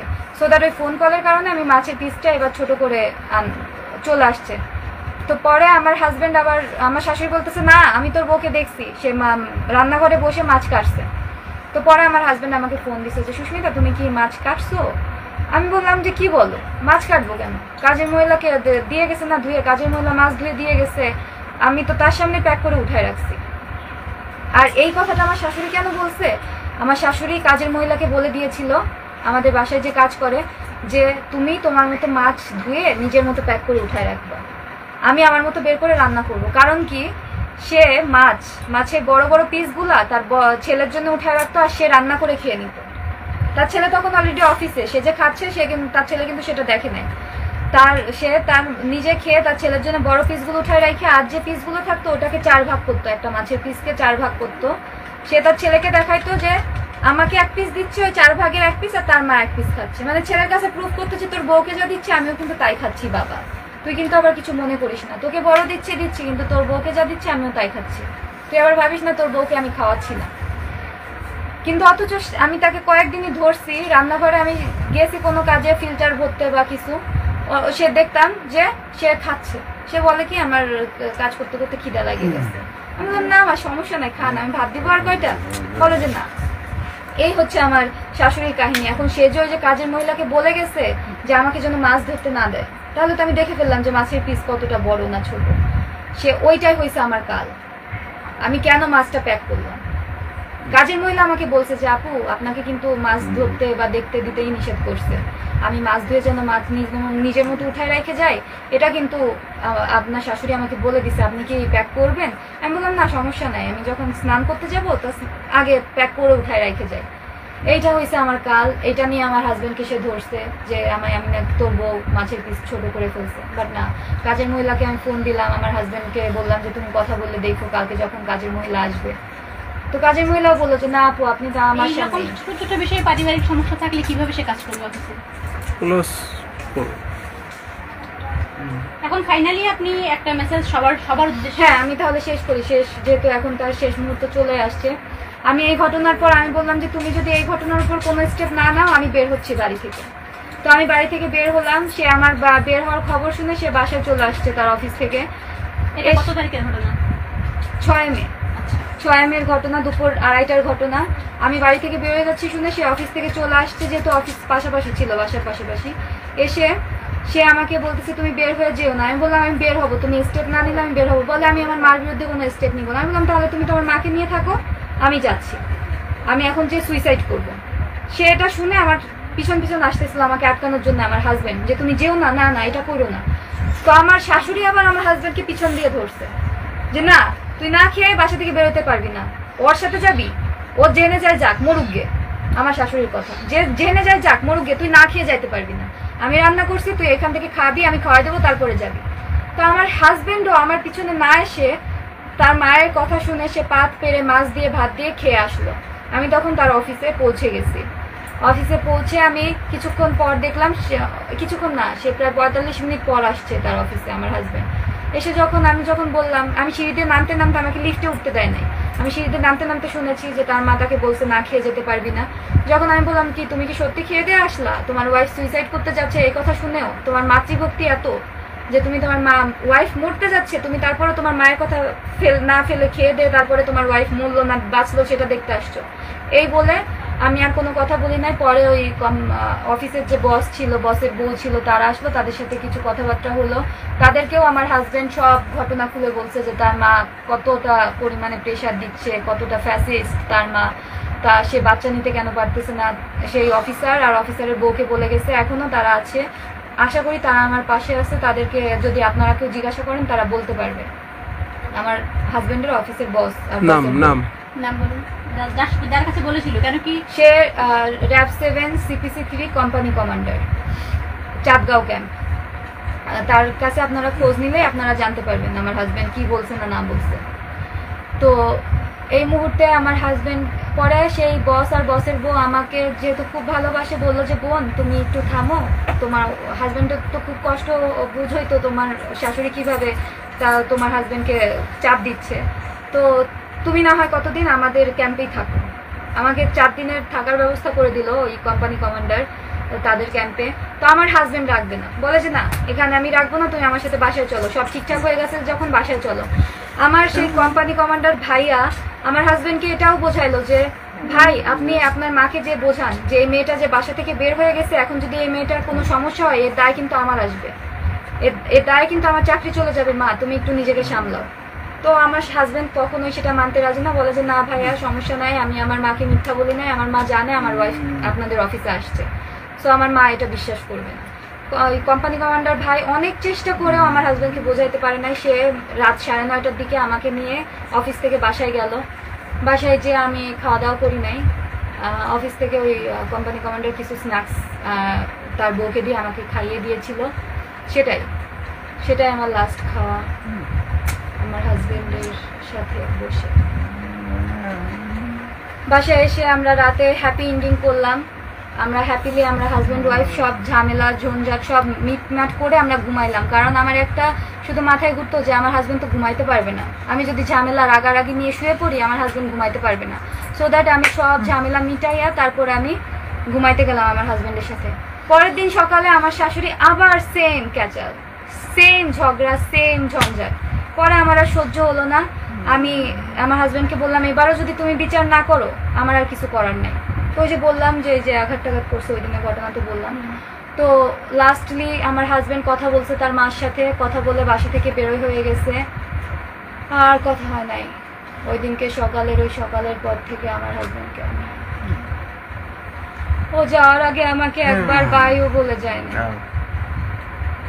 একটা হিন্টসও দিয়ে যায় নাই যে আমি বুঝবো। ও আমাকে বলেও না যে তুমি ভালো থেকো, কোনো হিন্টস দিলে আমি বুঝতে পারতাম যে ও কিছু একটা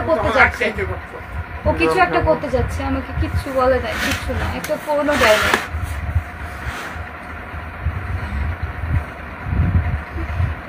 পরবর্তীতে আমার ফোনে ফোন আসলো, ফোন আসতে শুরু করলো 12:30 নাগাদ আমার ফোনে ফোন আসতে শুরু করলো যে ভাবি কি হয়েছে আপনি মেডিকেলে চলে আসেন। আমি বললাম কেন, কি হয়েছে, সমস্যা কি? এরপরে শুনে আমার হাজবেন্ড সুইসাইড করছে। আমি শুনে জাস্ট বাসা থেকে বের হয়ে রাস্তায় পড়ে গিয়েছিলাম। আমার হাজবেন্ডের অফিস থেকে গাড়ি আসছিল আমাকে নিতে, গাড়ি আসার পরে আমি রাস্তা থেকে উঠে বসছি, আর দেখা হয় না, দেখতে দেয় নাই। বেলা 2:30 অবধি আমার হাজবেন্ডকে তারা দেখতে দেয় নাই। তারা আমাকে বললো হাজবেন্ডের চিকিৎসা চলতেছে, ডাক্তার দেখা করতে দিবে না। আমি যখন সবকিছু ছেড়ে ছুড়ে সবাইকে এক প্রকার জোর করে ধাক্কা দিয়ে যখন হসপিটালের ভিতরে দৌড়ে চলে গেলাম, দেখলাম এক কোনায় একটা সাদা কাপড় দিয়ে লাশ ঢাকা। আমার হাজবেন্ডের রানার কনস্টেবল ওইখানে সাদা কাপড় দিয়ে ঢাকা, আর রক্ত। আমি কিচ্ছু মানি নাই, সবাই আমার হাত ধরে, আমি সবাইকে ছেড়ে ছুড়ে ওইখানে যে কাপড়টা উঠাই দেখি আমার হাজবেন্ড শোয়া, ওর নাকে মুখে রক্ত, ওর এত রক্ত, বান্ডিল টিস্যু ভিজে গেছে রক্ত। তাও তলিয়ে যাচ্ছে পোস্টমর্টম করতে নিয়ে যাবে তার আগের পজিশনে। আমি আমার হাজবেন্ডকে জড়িয়ে ধরছিলাম লাস্টবারের মতো, দেখলাম আরে রক্ত, আমার দুই হাতে কত যে রক্ত ছিল, কত রক্ত। আমার হাজবেন্ড অনেক কষ্ট পেয়ে মারা গেছে, অনেক কষ্ট পেয়ে মারা গেছে। আমি জীবনে ভুলতে পারবো না, আমার সারা জীবনের আক্ষেপ থাকবে। আমি আমার শাশুড়ির হাতে পায়েও ধরে বলেছিলাম যে আমার একটু সংসারটা করতে দেন, আমার শাশুড়ি আমাকে সংসার করতে দেয়নি। আমার আক্ষেপ থেকে যাবে, আমার বয়স 20, আমার সারা জীবনের আফসোস থেকে যাবে আমার হাজবেন্ডকে নিয়ে, যাকে আমি জীবনে প্রথমবার ভালোবেসেছিলাম। আমার স্বামীকে, তাকে নিয়ে আমার সংসার করা হলো না। আমি কিভাবে বাঁচবো? ও নিঃশ্বাস নিতে পারতেছে না, ওর গা কত যে শক্ত ছিল, ঠান্ডা, ওর হাত পা শক্ত। ও যে কত সুন্দর ছিল, আমার হাজবেন্ডের মতো সুন্দর ছেলে আমি দেখি নাই আমার লাইফে দেখি নাই। ও আর আসবে না, ও আমাকে এসে জড়িয়ে ধরবে না। ও যাওয়ার আগে আমাকে একবার বলেও গেল না, যাওয়ার আগে আমার একবার হাগও করলো না, জড়িয়েও ধরলো না। ও নিজের মতো চলে গেল। কত অভিমান, কত কষ্ট নিয়ে যে ও চলে গেল, কত অভিমান নিয়ে চলে গেল। আমাকে নিয়ে যেতে পারতো, ও তো আমাকে ভালোবাসতো, ও তো জানতো আমি ওকে ছাড়া বাঁচবো না। ও তো আগে আমাকে শুট করতে পারতো, তারপর তো নিজেকে শুট করতো, দুজনে একসাথে চলে যেতাম, তাহলে তো এত কষ্ট সহ্য করতে হতো না। আজকে আমাকে এই যে প্রেস মিডিয়া, এই যে লাইভে আসতে হচ্ছে আমার স্বামীর মৃত্যু নিয়ে আমাকে কথা বলতে হচ্ছে। আমার স্বামী আমাকে কি করে দিয়ে চলে গেল।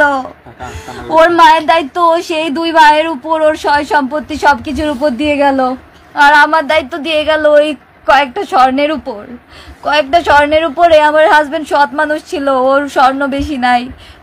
আমাদের বাসা তো সিলগালা করা আছে, টিম ঢুকুক বাসায়, টিম ঢুকে যত স্বর্ণ আছে বের করে আনুক, দেখুক তারা কয়টা স্বর্ণ আছে। ওইটুকু স্বর্ণের উপর আমার জীবনের দায়িত্ব দিয়ে গেল, যে কিনা আমার সারা জীবনের দায়িত্ব নিয়েছিল। আমাকে একটু থাকতে দিল না আমার শাশুড়ি। এখানে হাজার মেয়ে আপনার জন্য কাছে, আপনার মতো যারা ফেস করে, আমার শাশুড়ি আমাকে একটু সংসার করতে দিল না। আমার স্বামী অনেক আফসোস নিয়ে মারা গেছে। দেখুন উনি 2বার স্ট্রোক করেছে সুস্মিতার বাবা। এখানে ঘর এখনো শোকে স্তব্ধ। এখানে আমার স্বামী অনেক আফসোস নিয়ে মারা গেছে, বাড়ির প্রতিবেশীরা পর্যন্ত আমার স্বামী অনেক অভিমান, অনেক আফসোস নিয়ে মারা গেছে। ওর মায়ের প্রতি ওর একরাশ অভিমান ছিল যে মা কেন বুঝে না যে তার ছেলে কি সে সুখী থাকবে, সে বুঝে না যে তার বউ ভালো না থাকলে সে কিভাবে সুখে থাকবে। আমার স্বামীর এত আফসোস অভিমান নিয়ে, এত কষ্ট দিয়ে নিজেকে নিয়ে মারা গেল সে।